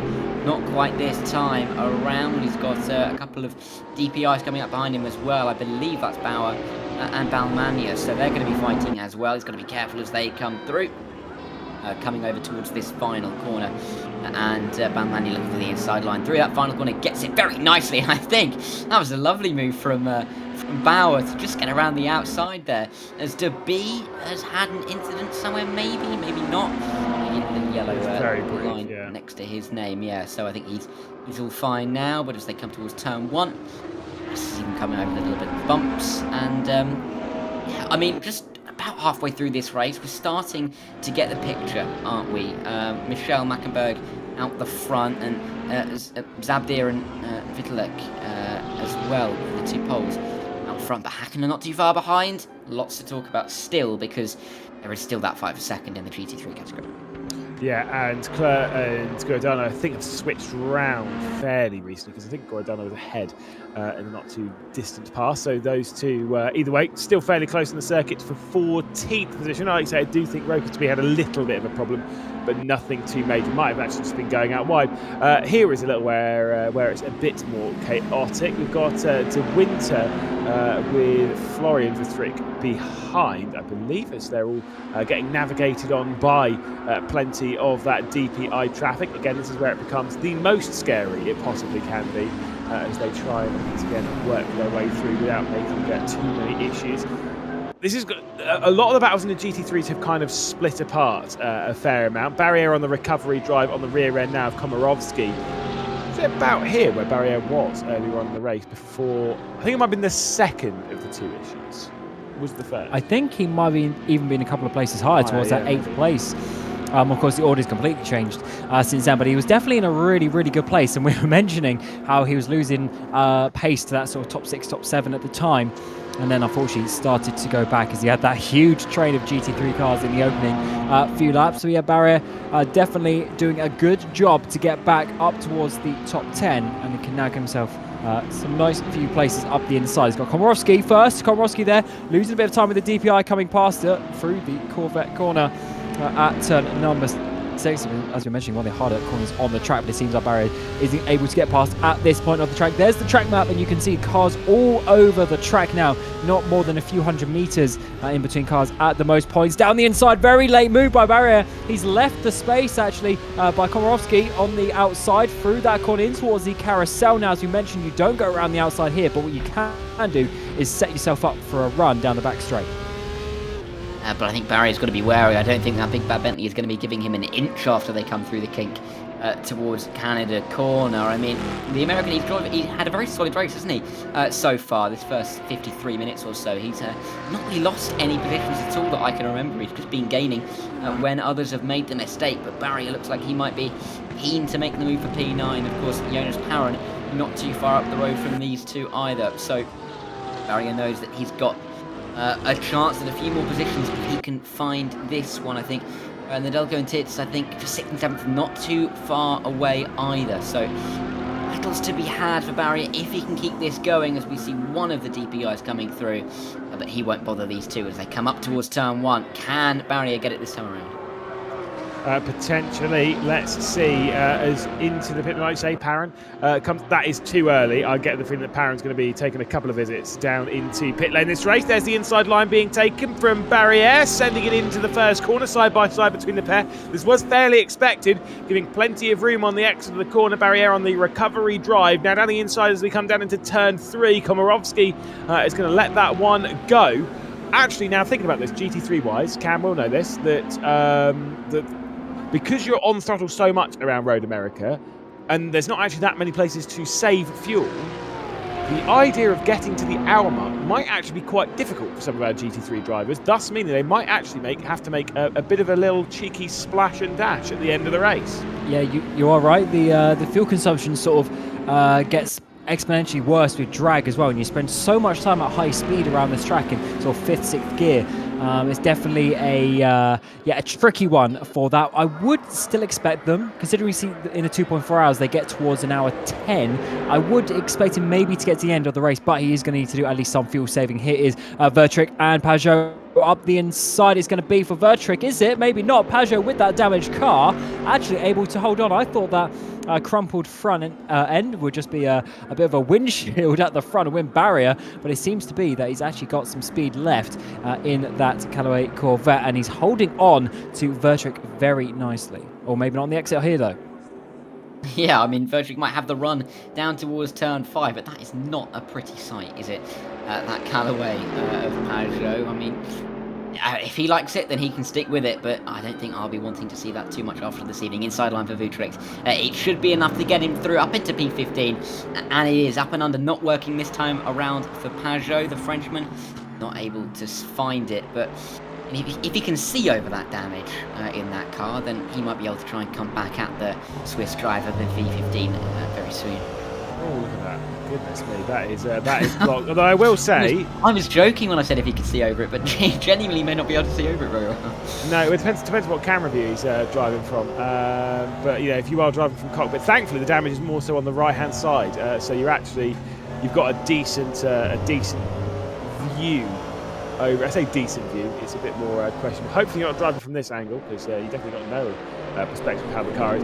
But then you wouldn't know whether it's damaged or not. Look, again, if it is broken, that's fine, because if you're on the inside of it, you know, an ugly car from the inside doesn't really matter. That's why I typically would drive the BMW M4, because I don't have to see it. But alas, that is how it is. Cam, who is a big BMW fan, is not impressed by my work. Yes, definitely the most beautiful car on the grid. Yes, absolutely. But Christian Michel leading the way in the DPi, as you see there, just hitting 300 k's an hour, coming towards the braking zone there, much faster than the GT3's head. That's actually Hakkinen, so they're starting to put another lap, and there's a Vitellec just up the way, just by a couple of seconds actually. So Hakkinen is actually still within reach, and they're almost catching Zabdir, I think, as a pair. That gap seems to be getting a bit further down, as we're going to see here. Michel is going to be lapping fellow race leader of the GT3 class. There's Zabdir in the foreground off shot. Yeah, I mean, the two of them, they're having nice quiet races out in front in the two classes, aren't they? I think they'll be pleased with how things are going at the moment. I think this is going to be the third time Michel laps Zabdir, might be the fourth, as they come around turn 3, and Zabdir has been lapped. But yeah, coming towards turn 5 now, Zabdir, he's got that gap back to his fellow pole in P2, but that is the fastest time for Vitellec throughout that race. But looking at the timing screens, that's only because he's gone 4,000ths quicker than Marius Zabdir, so absolutely nothing to split those two whatsoever. But still nice to see that Marvin Mackenberg still has that fastest lap for the DPIs. He is still continuing his recovery, but his brother is the one in P2 after he avoided that collision in turn 1, or in turn 5 I should say. But I mean, he's got to be questioning whether, if he had the better start, if he could have been winning this race at this point in time, because of course he did start in front of Michel but dropped back over the opening couple of laps. So I wonder if he might regret how he started this race. Obviously, we have to remember that every single driver on this grid has to make one more pit stop. Pretty much, I think anyone in the GT3 category, there's a couple of pitted about an hour and 5 left to go. I don't think that they're going to be able to make the hour and 5. You can see a couple of those, Florian Vitellec, Peugeot, obviously, who's returned to pit lane mostly for the damage and such. Perrin was the one that we saw come in around about that kind of time. A couple of problems with De Winter and Van Roon, all being into the pit lane. I still think even those have to make an entry down to pit lane. We know the DPIs definitely need to make an entrance down to pit lane. That'll be in around about 20 minutes time. Peugeot returns to pit lane, probably in the hopes of repairing that nasty damage on the front of the car. Everyone else we're expecting into the pit lane in the next sort of 3 laps tops. Anything more than that, and we're looking at a little bit more of a problematic scenario. Here, though, once again, Marvin Mackenberg on his recovery drive with Rokas to beat. 2 interesting liveries on the grid, shall we say. Rokas to be starting to feel the pressure. Yeah, he certainly does. And coming out onto this back straight, yeah, they do have this sort of reverse livery as well. Hopefully they don't sort of make that into a full livery by colliding as we come down the back straight through turn 4. That is a huge run, it seems to be, from Mackenberg. Can he get up the inside already into turn 5? And to be fair, he doesn't even hold on to that one as the German works his way through. No, he doesn't. He goes wide. He goes way too deep on the brakes. And actually, that is why DPi was wanting to brake early, because that was actually the correct braking zone for that track, that corner. Yeah, I don't think Marvin Mackenberg will be too pleased to go back to turn 5 every single lap for the remainder of this race. Past half distance now in this 2-hour of Road America event, RaceRoom, but I don't think he'll be pleased to come back to turn 5. It's been a little bit too problematic for him this evening. Vitalik is going to be overtaken in towards the kink there as the DPi gets through, just the amount of speed on display there, and then I think DPi will be next as he flies through.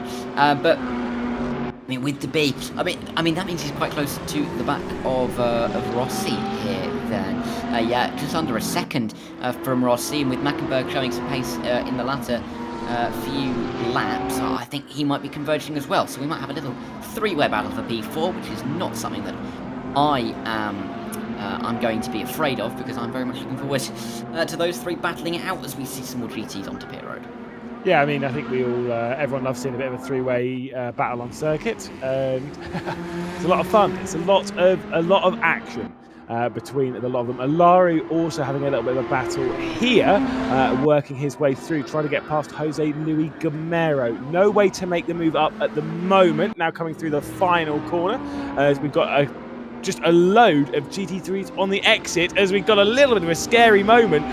That one, I think, will be Balmania trying to make his way through and all that. That was a little bit close, a little bit sketchy as we see Barrier out onto the circuit.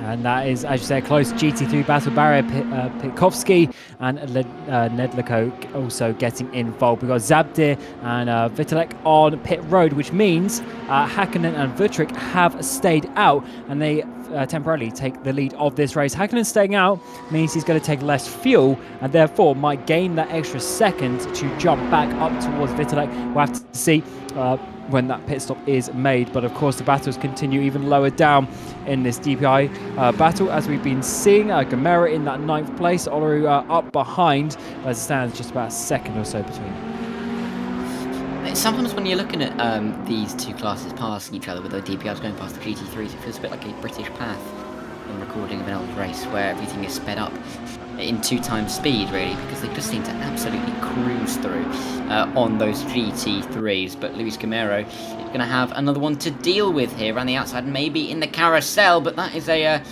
carousel of his own. Sebastiano Rossi, he's gone around at Canada corner, and that is going to drop him down. That is going to ruin that possible battle for P4. So that's the end of that. But Balmania might have a little bit of go round the final, round the penultimate corner, I should say, but he can't quite find it there. Inside line at the final, he might go for it, but not this time around. But Sebastiano Rossi, that is not the ideal line through there, and he is going to cost, well, it's going to cost himself dear in this second part of the race. Yeah, certainly so. That's, like I say, very costly mistake. To be fair, Canada corner is probably the easiest one to make those kinds of mistakes on, missing your braking point. Such a wide entry into it. Sometimes you can overjudge it a little bit, as we can see Balmania driving his way through now, out and onto that curb. Thankfully, I don't believe we have that nasty sausage curb they've stuck in there in the recent past. And we've seen the footage from IndyCar when they came to Elkhart Lake. It was not pleasant seeing Scott McLaughlin take it to the outside of that corner. Thankfully, we don't have to deal with those kinds of problems. Turka Hakkinen into the pit lane then for the GT3 lead. Of course, Mari Sadde that's also been into the pit lane. Luka Vutric also in, as we'll see Balmania continue to try and attack the back of Sebastiano Rossi, who I think has kind of settled down a little bit. Also, the pit lane, we'll see Tits coming down onto it. Now, obviously, third position will probably drop down the order, as we'll have to wait and see. I think Mari Zabda will return to the front of the pack quite comfortably, but it's about what the gap will be. as this battle is not comfortable between the two. DPi on the outside, Mackenberg on the inside in towards Cannon's corner, and Mackenberg, after going off trying to overtake him a couple of laps ago, has finally managed to make that position. DPi goes down in towards 5th place. Mackenberg, after obviously spinning from the lead of the race earlier on his recovery, has already got up into that 4th position. He's got quite a way to go if he wants to get up towards Blankenberg for the podium, but at least 4th place. He should be fairly happy with that after spinning about an hour ago now. Yeah, definitely. I think he will be. I mean, German 1, 2, 3, 4 is Restore Power. If he can get past DPi, we can have a 1, 3, 5 for the Germans. But yeah, Marvin still got some work to do. He might set his sights on Colin Blankenberg. There's still a long way to go for him to try and make that move, as we see the Vutric brothers swapping positions. But that is in the pit lane. Marvin Mackenberg is going to get through some GT cars. DPi as well as they come towards turn 5.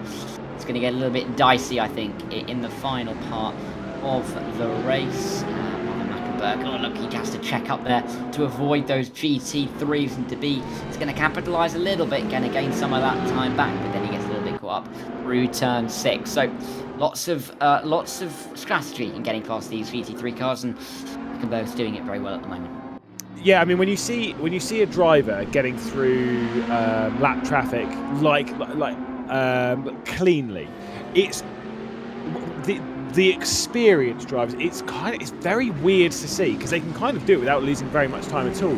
Meanwhile, they're not even costing the GT3 time. They're just playing their cards brilliantly. I think we've all kind of seen bits and bobs of it. Either way, here comes a little bit of a move. Balmani down the inside of Sebastiano Rossi, who I think might be struggling with tyres a fair amount, maybe a bit of overheating. Has to deal with them for about another 13 minutes. Also going to have a struggle with GT3s. That is another time. We've seen Rossi do that earlier on in the race. This time it did not work out in his favour. That was absolutely terrifying. I think that was Guillaume Vigneron, potentially. That was absolutely terrifying.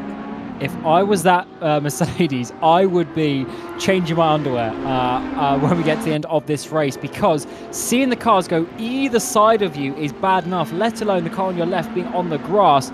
That is absolutely insane, which is something that often you do see coming out towards the King, but we do not like to see. And back to this GT3 battle, Vigneron's got up into 3rd place because Vitalik has dropped down to 5th place now. The Polish driver who's been doing so good this race. He's been in that 2nd place for so long, holding off Turkka Häkkinen, catching down Zabdir, but also Häkkinen from 2nd place of GT3s. He's caused a yellow flag. Don't tell me he's spun as well. He has, giving Zabdir the most comfortable win of his life, potentially. Vigneron goes through to 2nd place as well. Yeah, I mean, Vigneron, I mentioned it about an hour ago that Vigneron might have to be patient and hope for mistakes from the guys in front, and that's exactly what's happened.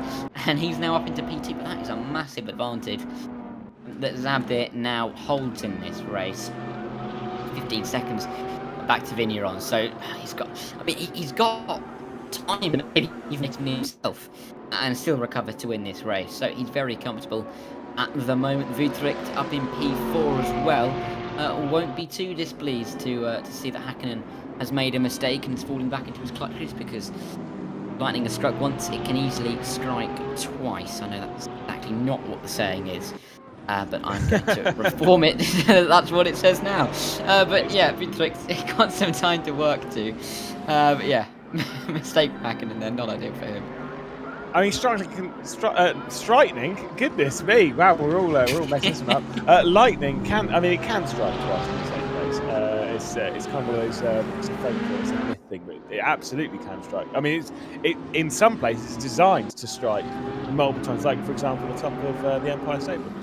That's why it's a sport. Anyway, we'll move on from that one swiftly. Otherwise, we'll all look like total idiots.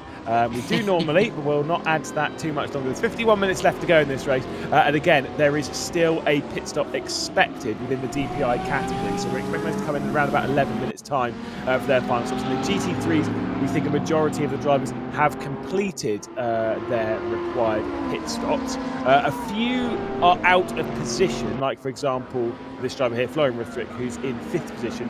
We would expect them to drop back fairly soon, because I think they made a pit stop in the early phase of the race, within that sort of like 20, 30, 40 minutes period. and so we do expect a few of these drivers to potentially move out of that position. But for right now, they're in that position, they're driving around, they're going as quick as they can, and they're pushing as hard as they possibly can. You can see Vittelitz, they're coming through the first corner. What would have happened in that pit stop though, Cam? I mean, obviously, taking tyres?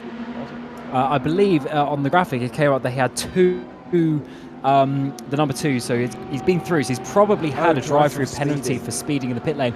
And it is actually a very difficult pit entry here, because you come in flat out off the final corner, you go up the right-hand side, up the hill, and then as you come over the crest is where the pit limiter line is. So, of course, the car goes a bit light over the crest, you can't quite see the line. It is certainly a difficult one, and unfortunately, he has come a cropper to that. Lapanik also in the pit lane as well. Of course, after that great battle earlier on in the race, that is obviously something that's been a little bit difficult for him, but certainly he can easily get to the end from now. Yeah, and he should be able to comfortably do so. Rossi, we're just having a look at Rossi. He's a little bit on his lonesome. Balmanian not too far in front. You can just see him at the top of the shot going up the hill towards the crest on the main straight. I noticed that the Vutric brothers have found each other. The two Swiss drivers, 5th and 6th now. Here they are, coming through the carousel. This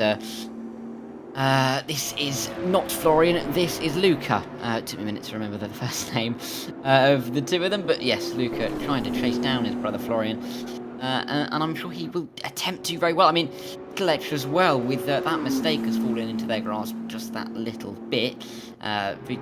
Florian Vutric, I should say, only about a second and a half behind Vittelec at the moment, 4P4 in class. But Vittelec, of course, does have the pace. He has the fastest lap of the race so far. He can show us how to get around the circuit the quickest possible way in his GT3. But I mean, it's all a bit stagnant at the moment. I think we're waiting for these final stops, especially for DPIs, to see what can shake up here. But I actually think Florian Vutric actually owes us a pit stop, because I think he was one of the ones that pitted in that, like kind of what we just saw from Lappin. I think it might be one of those drivers that pitted early, because I get the feeling that Florian Vutric was actually running further down in the GT3 category, unless it's had the most unbelievable stint out of the corner mile, or, again, just to clarify, we're idiots. So potentially we just don't, well, I'm not remembering things correctly, but I think Florian Vutric is out of position by some margin right now. So we'll have to wait and see if there's another pit stop in the near future, or maybe it's a splash dash later on. Maybe they pitted fairly early. We know there's a couple of drivers on the grid that have pitted only a couple of laps earlier than the normal kind of like required stop. So who knows? That is for time to tell us. It's why I quite like the DPi at the moment, because we know they have to make another pit stop, and there's no question about it. We just know they've got to come into the pit lane at one point, and there is our race leader in that category, Christian Mikel, by a fair margin as well. He's looking pretty strong, he's looking pretty collected. It's what we saw in that practice session, wasn't it, Cam? He was looking really strong. He was half a second up in practice going into qualifying, just couldn't get the lap together in quali. Yeah, but sometimes you don't. It's weird actually, because it is a half-hour session, but it's sometimes that just happens where you can't quite get the lap, and maybe others. Oh, that confused me for a sec. He's all good. Yeah, sometimes it just doesn't come together in the qualified session. But when it comes to the race, he had a strong first stint. He did the 22-lap stint on those hard tyres. He's now on the mediums, which are of course a bit faster, and as we are seeing, he's using that extra couple of tenths a lap to his advantage. What we are expected to see, from what we're told, is maybe a sort of that 1 lap longer stint on the hards, and maybe a couple of slightly shorter stints on the mediums to the end of the race is potentially a race strategy. But top 4 all on the mediums as it stands. To be there, losing out potentially because of those hard tyres as well. So certainly, as we mentioned earlier, some nice strategies in that DPi. But either way, Michel has been doing some great driving. Very, very experienced driver over the course of multiple simulations as well. But here on RaceRoom today, for his team at needracing.com, he is absolutely loving it, leading up the front. Yeah, but him and Sven Mackenberg, there hasn't been that much difference in time, has there? I mean, last time around, there was only 400 between the two of them. So, Sven Mackenberg been keeping tabs on the back of Michel, but it's just not enough at the moment. He's just got to find something from his locker. Might have to look a little bit deeper behind the old textbooks to find what he can to get that extra few tenths per lap to get up to the back of Michel. But he's got to negotiate these back markers, the GT3s first, as he comes in towards turn 8, maybe inside line if he's feeling a little bit brave. Is he? No, he's not. Might try it around the outside of the carousel. But, you know, this is where he's tested. This is where he knows he's got to get through if he wants to try and challenge for the win here, because he's got to take every tenth he can. I mean, that gap after being stuck behind has grown now out to 7 seconds. So, you know, he's really got to capitalise on the opportunities he gets, because otherwise he's going to find himself a lot further back from Michel than he would have wanted to in this race. We've still got 45 minutes left and we've still got a pit stop to go. Certainly so. There's a bit more lap traffic management from Colin Blankenberg at the moment. He's again trying to catch his way back up towards Sven Mackenberg. Probably not going to be able to, but does certainly have a lot of very good pace. We saw that in the fight with Sebastiano Rossi in the earlier stages. Again, that's an absolutely brilliant fight. One final chance then to try and make something happen in the race. Curious as to whether they'll be taking, again, the medium tyres, or whether they'll be switching up and taking the hards, because of course we did see Christian Michaud in the early stages of the race did that on the hard tyres, now leads by 7 seconds. I definitely don't think Blankenberg is going to be in it to catch up to Sven Mackenberg, there being 15 seconds or so between them. But to be fair, even on like the boring races, we've kind of been in this as drivers as well when we've done multi-class racing camp, that even in those kind of like the boring race where it starts out exciting or whatever, you know, for the first 20-30 minutes, and then you kind of don't do anything for an hour and a half, but because you're lapping cars constantly, it actually makes it a lot easier. And that's the same from the GT3 perspective. You've always got something going on as the yellow flag comes out. That's Clerk, who's had a bit of a problem in 15th position, as obviously Rokas, DeBee and Bauer starting to have a fight for the final position inside the top 5. Hard tyres for Rokas, DeBee, medium tyres for Bauer. Yeah, I have a feeling if it's really the hard tyres that are not working out for DeBee to the outside, Bauer goes through turn 4. That's going to slow DeBee up on the even exits of that corner. But actually, around the outside, Bauer goes, trying to use that extra grip and all the way around the outside. Lovely move there. DeBee just couldn't take the apex speed or get the exit. He's really struggling with speed. I do wonder if it's the hards, maybe just overdriving or something like that at the same time to lose the amount of time that he is losing. But Bauer makes it an all-German top 5 in the DPIs. That is an awesome little picture there for the German fans watching out there. Certainly very popular on the RaceRoom community. As getting yellow flags for Olaru, who spun at turn 5. We've seen quite a few cars being off at that corner. Certainly a very difficult one, Darren. Yeah, I mean, it's the location for where Mackenberg, Marvin Mackenberg that is, and Bauer came together right at the start of this race, lap 2 or 3, incredibly early on. And that's why they're so far off the lead, but they found their way back to the Germans, and there's going to be some very happy Germans, particularly those 5 this evening. To be 1 through 5. I mean, it's not going so well in the GT3. So Raskin is in P14 at the moment. But you know, I don't think they'll mind, frankly, because they are absolutely dominating the DPIs with 42 minutes to go, just about 2/3 of the way through. But those, I mean, it's hard to not work, frankly, on Rokas DeBee's car. They've not worked all through the stint, and he's going to be very pleased to get off them, I am sure, if he goes back to medium for that final stint. Yeah, I think the battles for the most part on the grid have calmed down a little bit. I think it's Jonas Parent and Luca Nedelko who have the close one a bit further down in the GT3 category. Let's take a look at this one then. Nedelko in that. It's always, I mean, it's a classic livery. It's just a bit crazy. But, you know, everyone kind of seems to love it. The bright green, the teeth all over the front of it. I think it would be a little bit more scary if these two were the reverse way round. To be honest, Parent was seeing that in the rear view mirror. That would be a little bit more terrifying. But at the moment, there's another Porsche to add to the fight, because that over there is Barriere. And unfortunately, Bertrand Barriere is going to lose out a bit, moving down the order into 11th in class. Also might lose out to Piatkowski, who's closing in. So this is where all the action seems to be coming down towards turn 5. And a look down the inside there from Jonas Parent in a one-eyed Porsche. Just lost a bit of a headlight on one side, but still comfortably fast enough to have a little bit of a fight here with Nedelko. And this battle, of course, is fairly important important because it's inside the top 10, and that should always be a goal when there's sort of a field of 20 or so. Getting inside the top 10 is always a solid result, and Nedelko in that 9th place will want to be holding on. They do have Komorowski not too far up the road actually, so if Parron can get past, he might be able to actually go and chase down the American driver in the final few laps of this race. When I say few laps, of course, 40 minutes still to go. It's about 2/3 of a stint for these GT3s. Getting the run for Parron out through the kick down towards Canada corner. Can he do anything? Of course, same machinery, so all the same top speeds and everything makes it that little bit more difficult. But we've got some cars coming behind. Barry, of course, he's just had the spin. Piatkowski getting close to almost a 4-way, even 5-way, including Komorowski. A battle here for the lower parts, the mid-pack of the GT3s. Yeah, and you can see the drivers who haven't had the best races at the back. Van Roon definitely not had a favourable evening, but Nedelko won't care, quite frankly, about Van Roon's misfortune in this race. He's just caring, getting past... actually, no, sorry, it's Parron.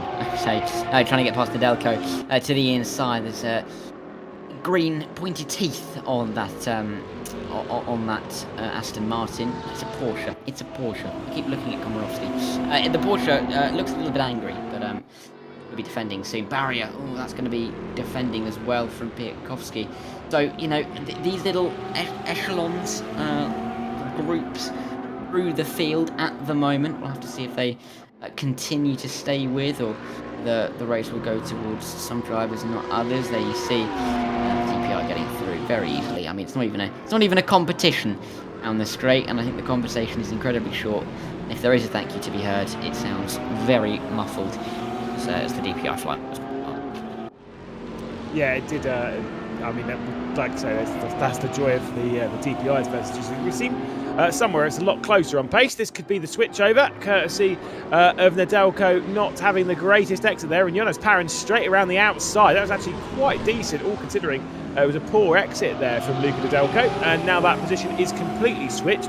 Of course, Bertrand Barriere also closing back into this, dragging with him Piatkowski, so it could well be a cheeky 4-way here at the battle for 9th position. 40 minutes left to go. It means the pit stops have started. Sven and Marvin Mackenberg both make their way down onto pit lane. But of course, we do expect everyone to at least have one visit down into the lane with the final few moments. Barcelos having a visit somewhere else on the circuit, causing a yellow flag. Yeah, we've seen quite a few yellow flags actually, popping up every now and again. A few spins coming in here and there. Piatkowski starting to think about a run on Barriere, who's fully caught up to the back of Nedelko in that battle. Even coming towards the final corner, we're seeing it get it very close between these drivers. I think their speed is almost reversed. Slower drivers at the front, faster drivers at the rear, which is why they are catching up and closing up so much. Yeah, Florian Bertrick, look at those who are right, is going into the pit lane. He was one of the ones who had a pit stop very early in this race, and of course will have to make effectively that second stop, which is why it's so difficult for those GT3s. And it's a one-stop strategy, but if you have some issues, you end up making it into a two-stop, and you lose even more time because of that. Christian Michel from your race lead in the DPIs is coming into the pit lane as well. He managed to do another 22-lap stint, this time on the medium tyre, so he's got that tyre wear as well. So it's going to be a nice, easy run to the line for him. Yeah, I don't think he'll be worrying too much about anything apart from how fast he is going to the end. Michel in, of course, as is Bartolosh, so top and bottom of that DPI category currently in the B. To take the lead, I don't know. No, he'll come into the pit lane. So Michel will stay in front. Balmania as well. We'll have to see if he comes around. Yes, he comes into the pit lane as well. Luis Gamero, that's a yellow flag. That is a spin at Canada corner. Oh, and the Spaniard having more problems as he just drives straight into the wall, trying to correct himself. That was, I mean, thankfully, obviously, he doesn't have to pay for any damage repair, but in real life, we've seen it before, where people just, they're like, oh, I'm just going to rejoin here, and you're like, you definitely don't have the lock to do that. I wouldn't have it in my road car. You definitely don't have it in your race car. So, each to their own. Obviously, Jose Luis Gamero will come into the pit lane. Sebastiano Ross, who's actually been able to save a little bit, and so we'll chalk off a lap led here at Road America at Elkhart Lake with 35 minutes left to go with the 2 hours of Road America here on RaceRoom. Like I say, it's an honorary lap. It's a nice stat to have picked up one at the front of the field, but realistically it means nothing because Sebastiano Rossi will be back into the pit lane. Christian Mikel will head to the front. Kind of the questions really of what would have been had we not had that incident between Marvin Mackenberg and Kunze earlier on in the race. Would those two have checked out, or would Christian Mikel have closed in? Because obviously it was in the very early stage where they made contact down into turn 5 on the exit. So who really knows? Unfortunately, Kunze is out of the race. Olaru's joined him fairly recently, so we didn't get to see that full pace from Kunze. Kunze was actually coming back through the field a little bit as well. So there was definitely some speed in there, and I think it would have been a massive battle towards the front, even Blankenberg getting involved. But obviously, that's how it goes. Mackenberg, Marvin, that was is actually coming back fairly nicely. To be honest, he's nowhere near the race leader, but he's certainly getting involved and trying to chase down Blankenberg, put some pressure on him. 34 minutes to go in the race, so still a few laps to go for them as Rossi stays out again. Maybe this is why we saw him dropping down, interestingly, but definitely going for a longer stint this time around. So he's definitely going to have a shorter final pit stop, but unfortunately with that spin earlier, he's lost so much time. I don't think the few seconds gained from that is really going to change his race, but let's see. And I hope he's not waiting for a safety car, because I don't think that's going to be happening anytime soon. He gets past the GT3 car very nicely indeed. But yeah, interesting strategy. Yeah, I'm not convinced myself. I know you two aren't either, but we'll just have to see how it works out for Rossi. I'm sure he's confident in the plan, otherwise he wouldn't be carrying it out. Because he is very much the outlier in terms of the DPIs on their second stops. Everyone else has come in, everyone else is going to the end, and Rossi is changing it up a little bit, doing a different strategy, throwing caution to the wind. That is definitely a term that fits very well and is accurate. So he's going well as Zabdir. That gap nearly 15 seconds still. I mean, Zabdir really in control, isn't he, of this GT3? It would only take a mistake from him to make this, to throw it away, really, wouldn't it? Yeah, exactly. You're kind of talking in that kind of category, really. It's his to lose. I think a safety car would be a shock, not only to us in the commentary booth, not only to all of the drivers on the circuit, but of course to Chris Doe, to Captain Coffee, who's one of the people running this, because there ain't safety cars. So everyone would be like, wait a second, whoa, hold the phone. That would be like rain appearing out absolutely nowhere mid-race, which, by the way, I'd be all for if there was a button like that, just like switch it on randomly in the middle of the race, just for, to be honest, for pure banter and nothing more. Anyway, as Sebastiano Rossi finally makes his way down into pit lane, he will relinquish the race lead back over to Christian Mikel, who will dance around Elkhart Lake for 32.5 minutes. As this four-way battle continues. Jonas Parent at the front of it, Bertrand Barriere, then Nedelko, and then ending the trio of Porsches is a BMW in the hands of Nedelko, although I think Piatkowski rather, behind Nedelko. Piatkowski's kind of just been sat there at the rear of the field. Yellow flag out in the final sector. Jose Luis Gamero having an issue, and this time it's not at Canada Corner.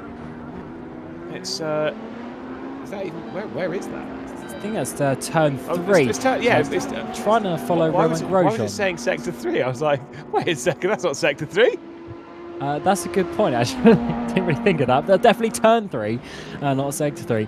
And yeah, following the Roman Grosjean line, going way off into the barrier. It's certainly a tricky corner, actually. It's slightly more than 90 degrees. Got some big curbs inside and outside, and of course you want to be aggressive because it goes on to that back straight.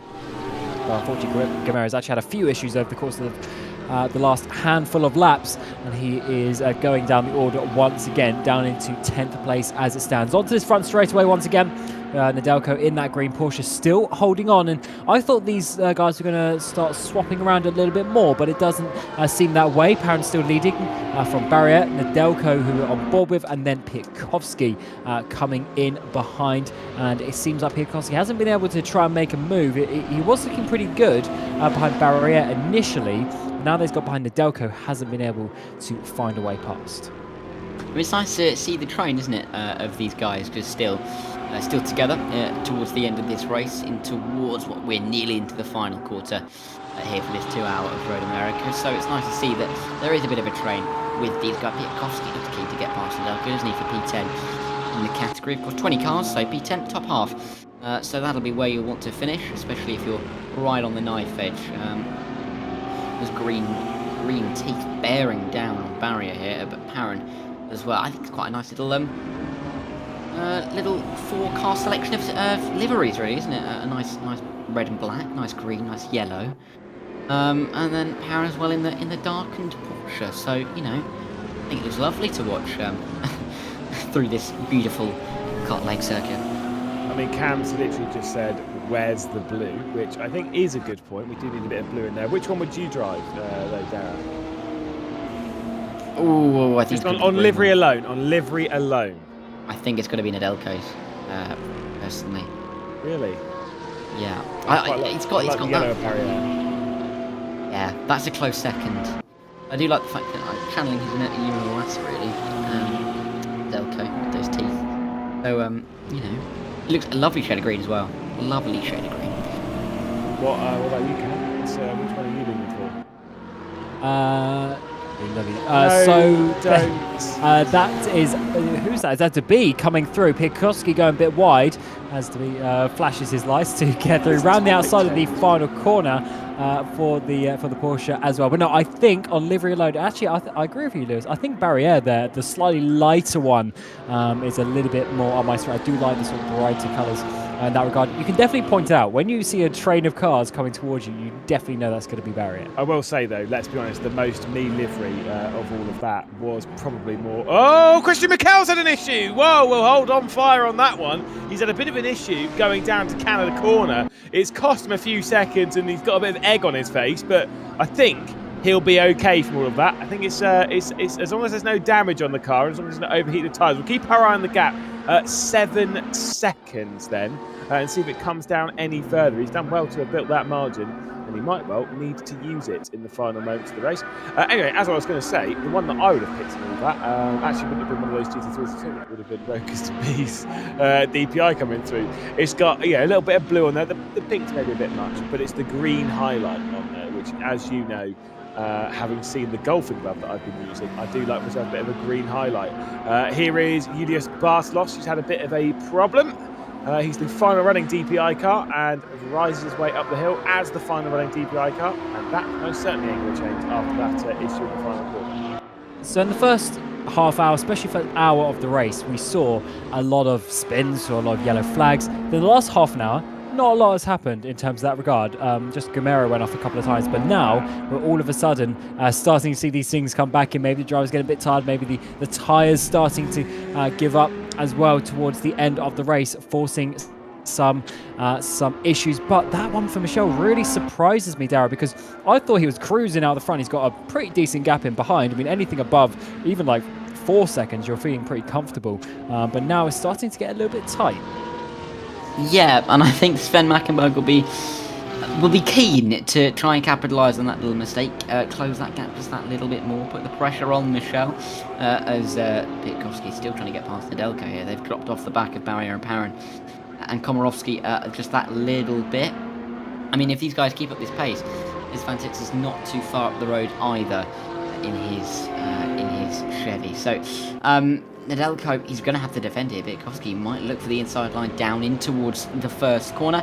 Not this time around, still 6 in behind. The pole down in P11, not too desperate to make any moves stick. We now see Pajot and Lapanik towards, this is turn 8 and then into the carousels. These guys long way behind that train. But that looks a lot nicer, doesn't it, that Chevy for Pajot. You can actually see over the bonnet now. Yeah, he's at least fixed the front of that car. They've done good work as that team. There is the view out of it. That's what it should look like, but I think he might be past by Lapinick, and if they're not careful, they might end up a Lapinick down. Anyway, moving on, as Lapinick will now get to the outside of Canada corner. Still not enough grip, though, to work his way around the outside of that Corvette Callaway as they race up Thunder Valley, the most American-named race circuit, a part of a race circuit. Contact between the pair of them as well, and it's still going to be that Callaway at the front. Peugeot's doing just about enough to keep Lapinick at bay. They're fighting just for honour here in 17th position, right the way down the order. The defensive line's being taken as here comes through the middle. That is very sketchy indeed. Balmania working his way past and says, well, I'm not getting involved in any of that. Yeah, I like seeing Lapinick physically move out the way there in a bit of self-preservation, coming towards turn number 1. Who's going to be later on the brakes? It's going to be Peugeot holding on to that one. Doesn't quite make it down to the apex in the same way, but still took enough apex speed as Lapinick is trying to do what he wants. And these two drivers, I mean, these are top 10 drivers easily, but they're fighting for 17th place now, such as the issues that they've had in this race so far. Lapinick's had at least a spin. Peugeot, of course, had the massive shunt on that front end, and this is how their races have gone. But it's good that they're still continuing to the end of the race and still giving us some battles. And talking about battles, Nedelko's been in one for a long time. Piatkowski to the outside now, down the front straight. Yeah, I think it's like take about 55 at this rate of these two going at it with each other into turn 1. But once again, Piatkowski not got the pace, not got the line, and he's certainly not got his car in front of Nedelko, who is holding it well in P10 at the moment. He is controlling the pace very nicely indeed from Piatkowski behind, as we now have a quick look at Marvin Mackenberg, who is currently in 5th place at the moment, channeling his inner racing point with his livery this evening. Well, I've been racking my brains trying to think of something it looks like, and it's the only thing I could think of. It looks like the Sports Pacer, the 2019 one. I don't know. It looks better than that. Oh, yeah, better, but like, I can see the similarities there. But it does look quite nice. I do quite like the fact that it looks pink and then at the side it looks blue. But anyway, he's catching up to Sebastiano Rossi and Colin Blankenberg just that little bit. You can see them just not too far up the road, though he is bearing down on them. I mean, I think his brother is a little bit too far up the road in Sven, but I'm sure Rossi is definitely within sight. Yeah, so, I mean, I've got to say, by the way, as much as Marvin Mackenberg's car is quite nice, I still maintain Rokas Dipini is the better looking pair, mostly for the fact of the pink and the blue is the other way around. Although I prefer the pink and the blue the way round it is on Marvin Mackenberg's car, but there's no green highlight, so it loses out. Let's see if there's going to be a switch here between Nedelko and Piatkowski, because the issue's really been coming from Piatkowski. If you watch, we saw it when we were looking backwards. The straight line speed of that Porsche is plenty enough to keep that BMW M4 at bay. And it's just, this is where it's actually really, really frustrating. Piatkowski being sat there, it's almost like he's sat there being like, there's nothing I can do. I just can't make my way past Porsche unless it's a really risky move. Once again, out onto the start-finish straight, and it's the straight line speed of that Porsche is just able to keep those behind at bay comfortably. Yeah, we've seen Piatkowski get up to the back of that battle, but the issue is the cars ahead of him, all three of them, Nedelko, Barrier, Parron, they're all in the Porsches, and that must have been why when he caught up he wasn't able to overtake. But such is the way that BFP and things like that work. The cars have slightly different parts of the track where they are faster, the characteristics of the car work a little bit better, and certainly for him that is the important part. But for second place in your GT3s, this is something we might not have thought about an hour ago. Vigneron has caught up, and Hakkinen, so after a spin, has caught up, overtaken Vigneron, but Vigneron really challenging still to try and come back to this second place that he had for a time being in towards Canada corner. Now the two Mercedes go side by side, almost in the braking zone. Vigneron couldn't quite get alongside there. Yellow flags out. Claire has gone off down 16th place in your GT3, so still a few bits of action out there, and these guys coming up to some lap traffic in their own class. That can always be some action. Yeah, definitely, because of course you don't have that pace advantage that the split class does, but getting very swiftly out of the way there. But yeah, Hakkinen and Vigneron are really going at it here. Vigneron was able to stay back, Hakkinen just had that pure pace to bring him back past and put him back up into P2, but I don't think Mario Shabda is too concerned at the moment. He is very nicely along the way in front, and he looks comfortable at this stage of the race. But Rossi and Mackenberg, this is what we've been waiting for a few laps now. These two are going to engage in battle very shortly. And will we see some fireworks come off between these two as they come down towards Canada? Yeah, and Bauer's not actually a million miles behind. There is Marvin Mackenberg moving to the inside. That one should be fairly easy. That car directly behind is not Bauer, but a one going through the right background of shot there, that is. So still side by side up the hill, and the return serve from Sebastian Rossi actually pretty fantastic there from the Italian. So these two putting on quite the fight. That will allow Bauer to close in a little bit. We head back onto the start-finish straight up towards the first corner, using whatever of the slipstream that Marvin Mackenberg can get his hands on, but it's not quite enough. Has to drop back into the slipstream, back out of it. It might be a bit of a send down in the first corner, but that's surely too far behind. This will have to come down towards turn 5 unless there's a mistake from Sebastiano Rossi. He was too close, unfortunately, out of that final corner, and he didn't get that slingshot effect. Up the inside, turn 3, though, that is going to be the way he gets this move, I think, side by side on the exit, and they give each other space just about. He gets the run, though, out onto that back straight, but once again, they're side by side. There's no slipstream. They're too close together, so it's going to be a drag race to the braking zone. Who can break the latest up the inside as well? Is it going to be Rossi? It looks like it might just be Mackenberg, though, strong on the brakes around the outside of turn 5, just about has the space. Here comes Bauer in the background as well to make it a 3-car train. Yeah, this is what we were looking forward to for the last few minutes, as we've only got 20 minutes of this race to go into the final 6th of what has been a fantastic 2 hours of Road America. Here comes Mackenberg on the back of Rossi. Rossi having to negotiate with... Oh, no, and he spun it! Oh, he's dropped the rear end. He's gone down the inside of Nedelko in turn 8, and he's just dropped the rear end as he's gone through that corner. So unfortunate for him. It's let Mackenberg through, let Bauer through. Back to the German 135. That was what I can only describe as quite predictable. Yeah, just driving it a little bit too hard. Obviously on the hard tyres as well, so maybe having to overdrive the car ever so slightly. Like I say, misjudging it a little bit through traffic. I did kind of wonder when they were closing in on Nedelko that they were going to have a couple of problems in all of that. Now, obviously, having to navigate a couple of those. I think Nedelko had problems himself with all of it, as is recently Raskin. As Marvin Mackenberg continues to apply pressure now to Bauer, who's worked his way through, obviously through the middle of all of that, into 4th position, although I think he's getting boxed in there as Turkka Häkkinen and Guillaume Vigneron battle for 2nd. We've had a bit of a calm run for the last sort of 40 or 50 minutes. It seems to all be turning back up to 11 on the race down towards the checkered flag, as again side by side in the first corner. This time it's Mackenberg to the outside, but Bauer's going to hang on to 4th. Oh, and just about holding on to the car was Mackenberg there on the exit of turn number 1. Bauer, as you say, gets up into that place. And Mackenberg really had to try hard to hold on to that one. His last lap was so slow, actually. I think that was part of the battle with Rossi, of course. And the issue is they got really caught up with those GT3s. Rossi was trying to dive it down the inside of the green machine of the Nedelko, but unfortunately on that occasion just not enough space, and losing the place from that. Bauer, two places in a lap. Really enjoying that one, but number 2 is also Häkkinen, just about holding on.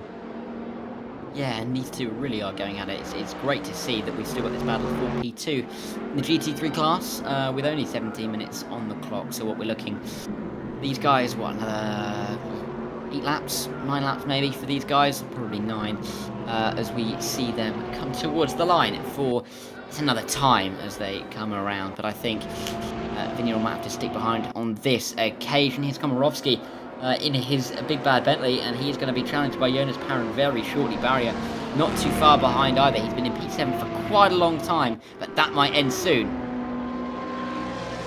So here we go. Here comes Jonas Parent. Komorowski's going to be taking what was a defensive line, but now has bailed out of it, with the inside line being taken from Jonas Parent, and the two of them are going to switch over. So it's the Belgian driver taking over 7th position now. Komorowski down to 8th in all of that. Barrier's not quite close enough to also get himself into the mix. As here we go, back to Turkka Häkkinen, now having to defend a little bit from his fellow Mercedes. It's kind of interesting, knowing how strong the Porsches are at the moment. It is all Mercedes on the podium. Marius Schabder ahead of Turkka Häkkinen and Guillaume Vigneron. That is not how things have played out too much throughout the running of the day, courtesy mostly of Vitalitz's issues in pit lane, having to return to pit lane for a second time after a suspected speeding in pit lane penalty.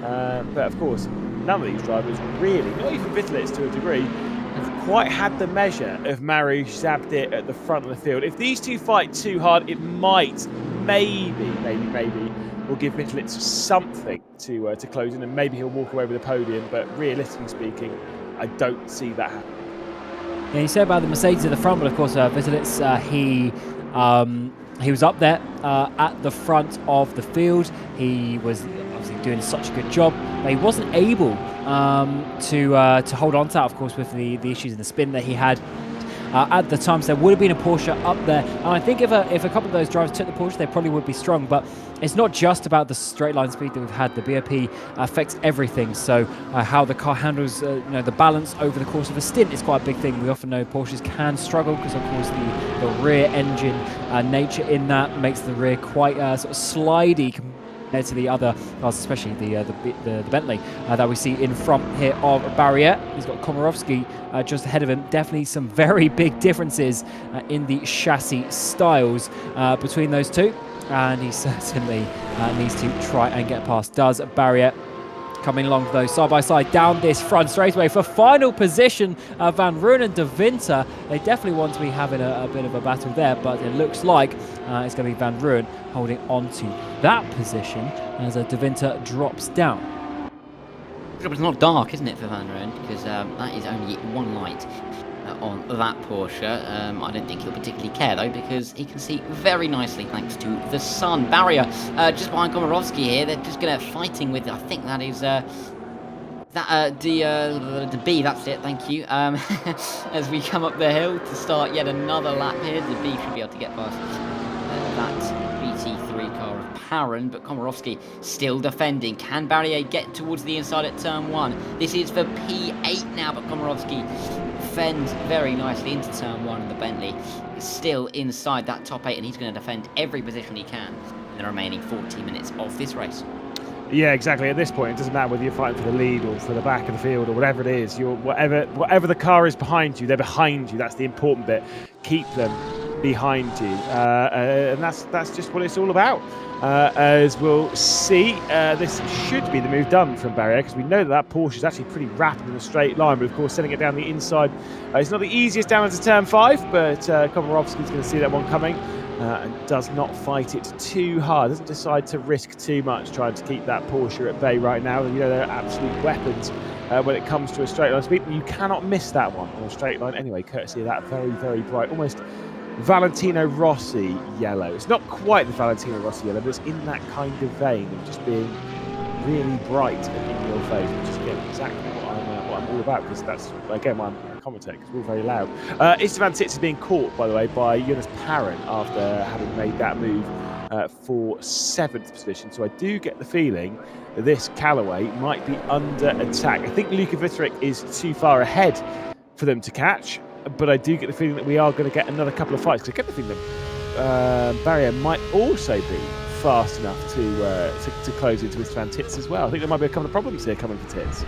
And especially if Parron starts battling, that's going to slow them down. Barrier will get closer, and even Komorowski is going to be getting involved in that one if that comes to fruition. Of course, 12 minutes to go, around 2 minutes lap for these guys, so 6 laps or so. It's definitely enough time for these battles to develop. Of course, if you're towards the front, you want the battles to stay exactly as they are and have no fights towards the end of the race. If you are at the back of them, you want everyone to start battling, you want them to close up and have those last couple of opportunities to make some positions in this race. It's never easy, even in a 2-hour race. It's down the inside there. Is going to be seeing Komorowski come back. Actually, I wasn't expecting that with Barrier. Side-by-side contact between the two. Komorowski is going to be going around up the inside of turn 1. He went. He's going to be losing some places in the Delco, potentially. He's going to be coming back past. Yes, he is. As a Pitkovsky in the background, I think the gap's going to be too much by Komorowski there. Unfortunately, losing a potential couple of places.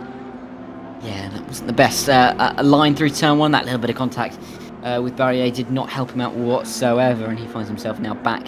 Now he'll be defending to stay inside that top 10, just about, for the Americans. Zabdir, though, He's a long way in front. He doesn't care, frankly, about the trials and tribulations of Komorowski in this race. He has had an incredibly comfortable 52 laps around this Road America circuit.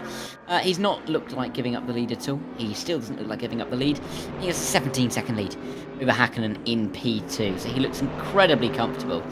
And I think only fate would mean that he would lose this race from here on out. But Mariusz Sabdir looks well in control and in a lovely black and green livery as well. The only bit that I'm disappointed with Mariusz Sabdir is in Mercedes in this race. We normally see him in a 720, but I think all he's thinking about now is cheese. To be honest, every time he goes under that bridge, we're real cheese people. He's now thinking, obviously Wisconsin's well known for its cheese and wine, apparently, which do go very well together, as I'm wisely informed. I don't really do wine though. Cheese though, woohoo! Hello, that is my my neck of the woods.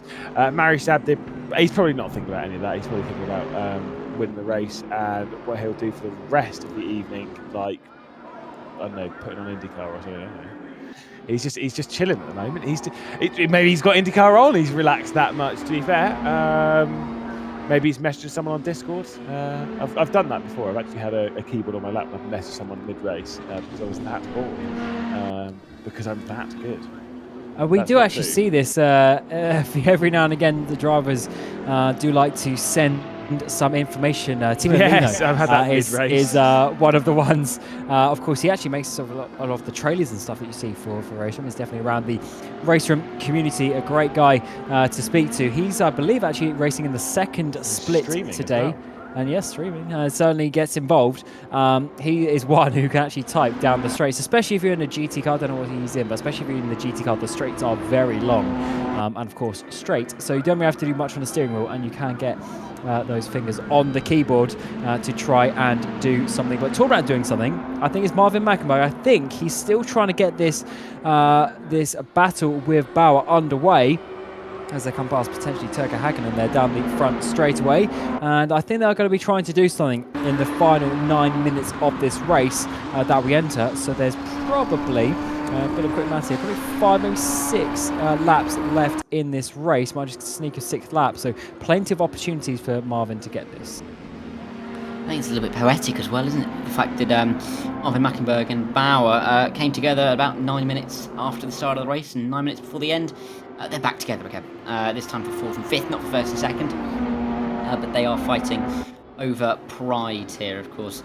There will still be a little bit of tension, I'm sure, about that incident early on in the race. Marvin Mackenberg, I don't know whether that was a send or whether he just went a little bit deep on the brakes, but he absolutely fully went for that move to the inside at turn 5, and I'm not sure what happened there particularly. I think Bauer might be a little bit scared as well, but if that's Mackenberg's intention, it definitely would have worked for me if I was in P4.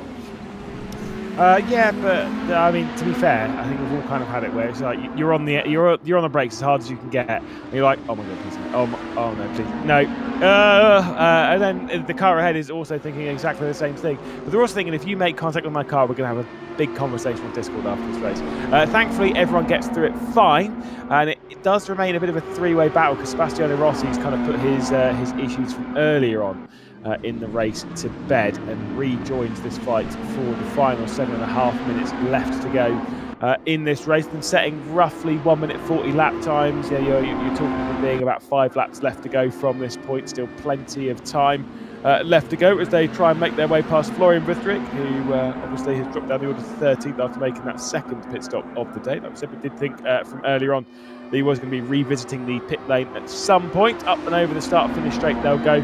I say both of our class leaders are definitely in position and very strong at the moment.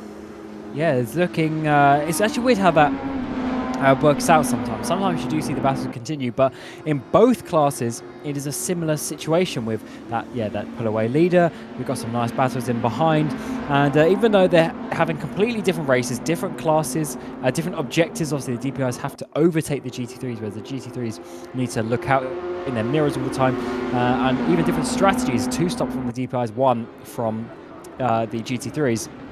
But you end up with a very similar situation. Down the inside there, almost a bit late there, but it's Van Ruin actually who spun around. That is a weird, slightly bit of a weird place actually. Oh no, he actually has in a different corner as well. I thought that's penultimate corner. He's crashed coming through, already adding to the damage he's got on the front of that car. Of course, losing a headlight early in the race.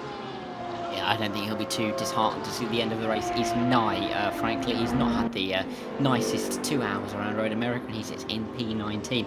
And there is a DPi, I should say, very quickly closing in on him, and that is Sven Mackenberg, the man in P2, the man who's been in P2 pretty much all race long, ever since that collision between his brother Marvin and Bauer at turn 5 on one of the opening laps. He has been in P2, at least in the net P2, for a very, very long time. I think he's going to come up just short in this race today. Michel looks too strong. He's got 14 seconds at this stage of the race. He's pulled away in this final stint very nicely indeed. And we'll have to see if he will settle for second. I don't think he'll have too much of a choice.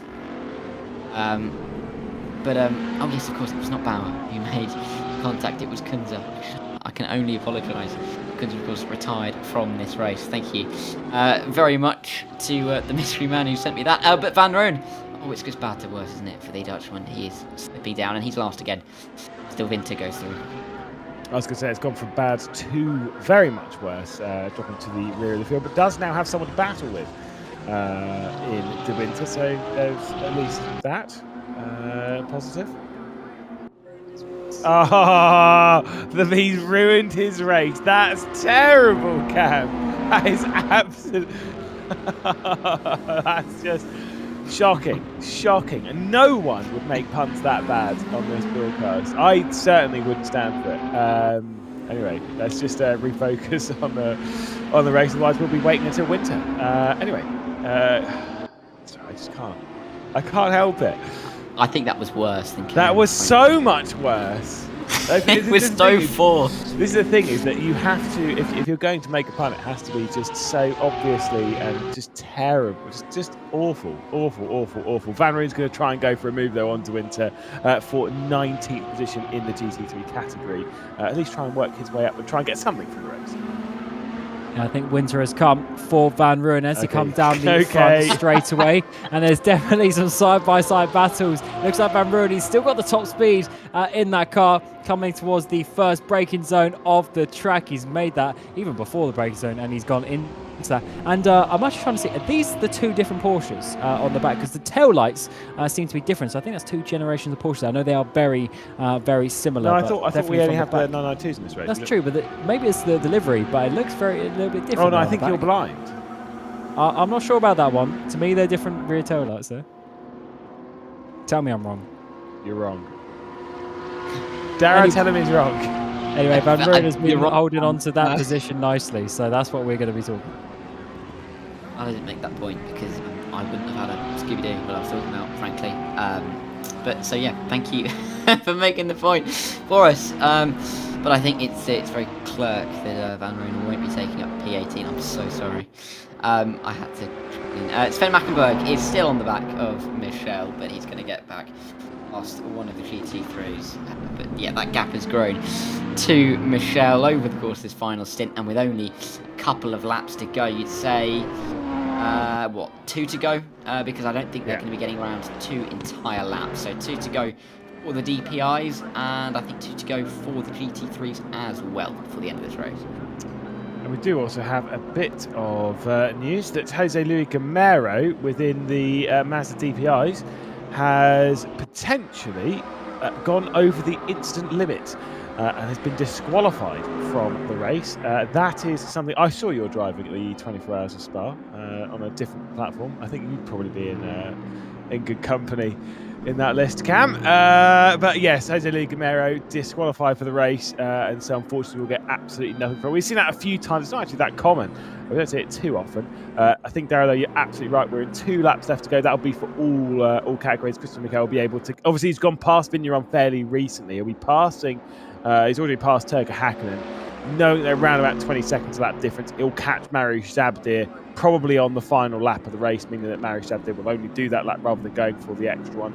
And basically, it should be a lap by himself. So we're definitely in that final portion of the race, and we'll see our dominant race leaders come through. Yeah, I believe there's just the carousel between them. Looking at that map, if my eyes do not deceive me, assuming that they're two number ones. But yeah, certainly it's an interesting one actually for the slow classes, isn't it? Because their lap count of the race isn't defined by the winner of their category; it's defined by the winner of the race. So they don't have complete control of that, and there could be an extra lap or a lap less here and there, which of course with their fuel calculations could be very important indeed. As we're seeing, is this Rossi catching back up to Mackenberg. Mackenberg has dropped off Bauer, and it seems, oh no, it's not Rossi, unfortunately. Actually, it's a lap down. I was hoping that Rossi would be coming back because he has had some good pace in this race, but that is actually about an 8-second gap, which is not the way of the car behind us. We're seeing more cars potentially having issues as Vitalik been off there, so he's having a slow run up towards the kink. Certainly so. Well, heading through, Oriol Balmania also involved back here in a fight with Sebastiano Rossi coming through. And we'll see as they head their way into the carousel. Balmania is closing through, but yeah, Dara, it's a couple of tight battles back here, but nothing too major at the moment. Yeah, I mean, Vitalik isn't really didn't lose any positions. I was going to say from that mistake, but yeah, back here there aren't too many position changes going on. The timer ticking down 3, 2, 1 all the way to 0, and this means we are realistically on the final lap of the race. Michel coming into the carousel.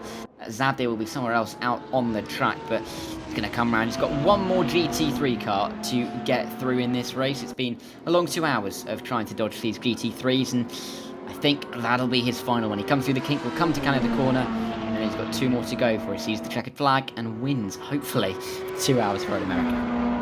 Yeah, he's had such an awesome race so far, just pulling out from the front after the first few minutes of the race. He's done the perfect strategy. A little spin at this corner hasn't stopped him from winning the race, and just one more braking zone to go. Yeah, I mean, he did have that moment. He obviously had the lead at around about 7 seconds. After that, he's pulled it out even further, now over to 14. And the 2 hours of Road America will belong to Christian Mikel. I think Sven Mackenberg has had a moment in the final moments of the race as well. Christian Mikel will come across the line to take victory for NeedRacing.com. Sven Mackenberg will come across in second. Blankenberg in third. And it does mean that it's all Germans inside the top 5 in that DPi category that I think for its first time in racing in RaceRoom ranked competition has been quite the success. We've had an awful lot of fun with it, Cam, and I think it has shown very, very nicely indeed as Mari Sabdin will come across the line. Yeah, here comes the Polish driver. Absolutely dominated the race today in the GT3 categories. Held on from the front and was able to just pull out a nice gap, do the best strategy, and have a really comfortable victory. Of course, Vitalik will be disappointed and a bit of a shame there for him dropping down into 4th place, but it will be the Finnish driver of Turkka Häkkinen coming across the line in 2nd place, holding off the Frenchman of Vigneron in 3rd. Vitalik will get 4th place after a slightly disappointing race today, but definitely showing good promise from him, Dara. Yeah, definitely. It's been a cracking evening from him. It's been a cracking evening from quite a lot of these drivers. I mean, Michel really has consistency. Well, Sven Mackenberg that we haven't necessarily seen too much lately in the Ranked Championship that we've seen over the past couple of months here on RaceRoom. So it's been good to see Sven Mackenberg up there. Colin Blankenberg as well, always consistent, always good. With Bauer in 4th. Marvin Mackenberg will be a little bit disappointed after starting from pole but slipping down to 5th after that big incident early on in the race. But even in the GT3 category, lots of good drives from quite a few of the drivers, and a couple just ruined by that odd mistake all the way through the field. But I think it's been a fantastic 2 hours worth of racing here at Road America, and been quite a success, I'd say. Yeah, it was absolutely delightful to see the opening stages of the race. We had a lot of fun, but exactly kind of what we expect. That's why Road America is such a great circuit. I said before that I think it's a much better version of like Monza, straights and stuff, but actual interesting places to go racing. And it's why it's a North American classic. Is Road America. It's stood the test of time here at Elkhart Lake and will continue to do so. We had a lot of fun racing around here in the Racing Ranked Championship. Once again, let's return as we go into an official ranked event. So it was a lot of fun, Cam. Yeah, been racing around here a lot recently in the Ranked Championship, but this was just a different style with the DPi has been added into it. That multi-class style of racing as well definitely gave us a lot of action today. All the positions being fought for over the course of the race, apart from the two leaders, there's some fairly comfortable ones. So definitely enjoyed that one today, and can't wait to see this one again in the future. Of course, we've had quite a few of these special events over the course of the year, and it's great to get the community involved. Well, there is a look at the DPi podium. Christian Mikel in first position, Sven Mackenberg in second, Marius Zabdir taking victory in the GT3s. All Mercs on the podium as well, which I thought was quite interesting, considering how strong the Porsches were. I was expecting to see maybe a Porsche up there. Obviously, those 992s new to RaceRoom. This is the first event that we've seen them in when it comes to the RaceRoom ranked events. So to see those racing, to see the DPi's racing for the first time, it's nice to have a couple of firsts here. Darren, Christian Mikel taking the very first victory in the Mazda DPi in ranked competition on RaceRoom.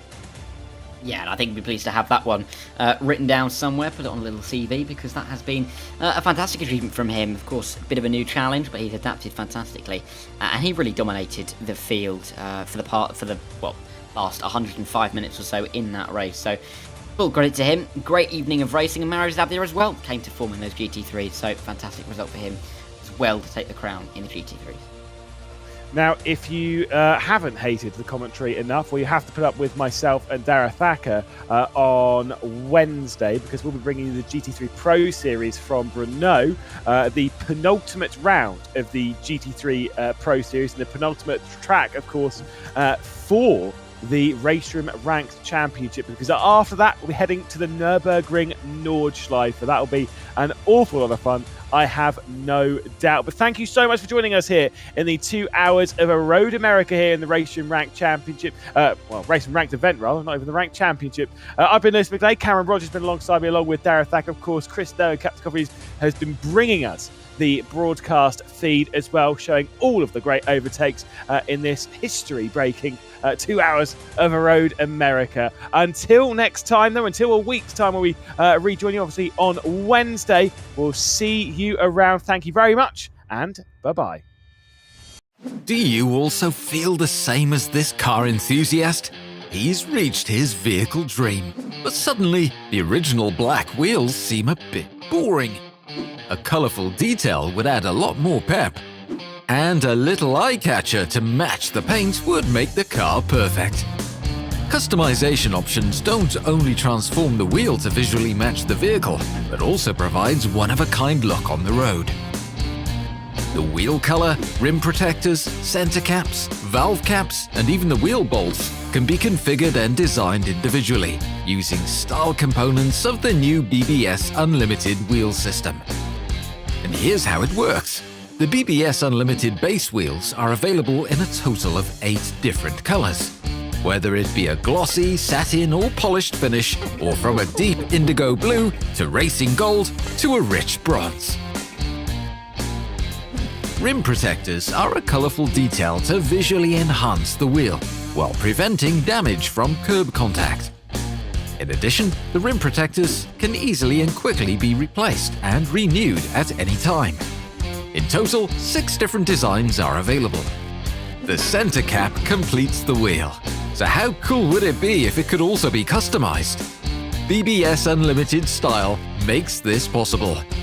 It's available in 56mm and 70.6mm diameters and can be applied in a variety of ways with the BBS logo. The center cap is available in 2D or 3D embossing, as well as in several color variations.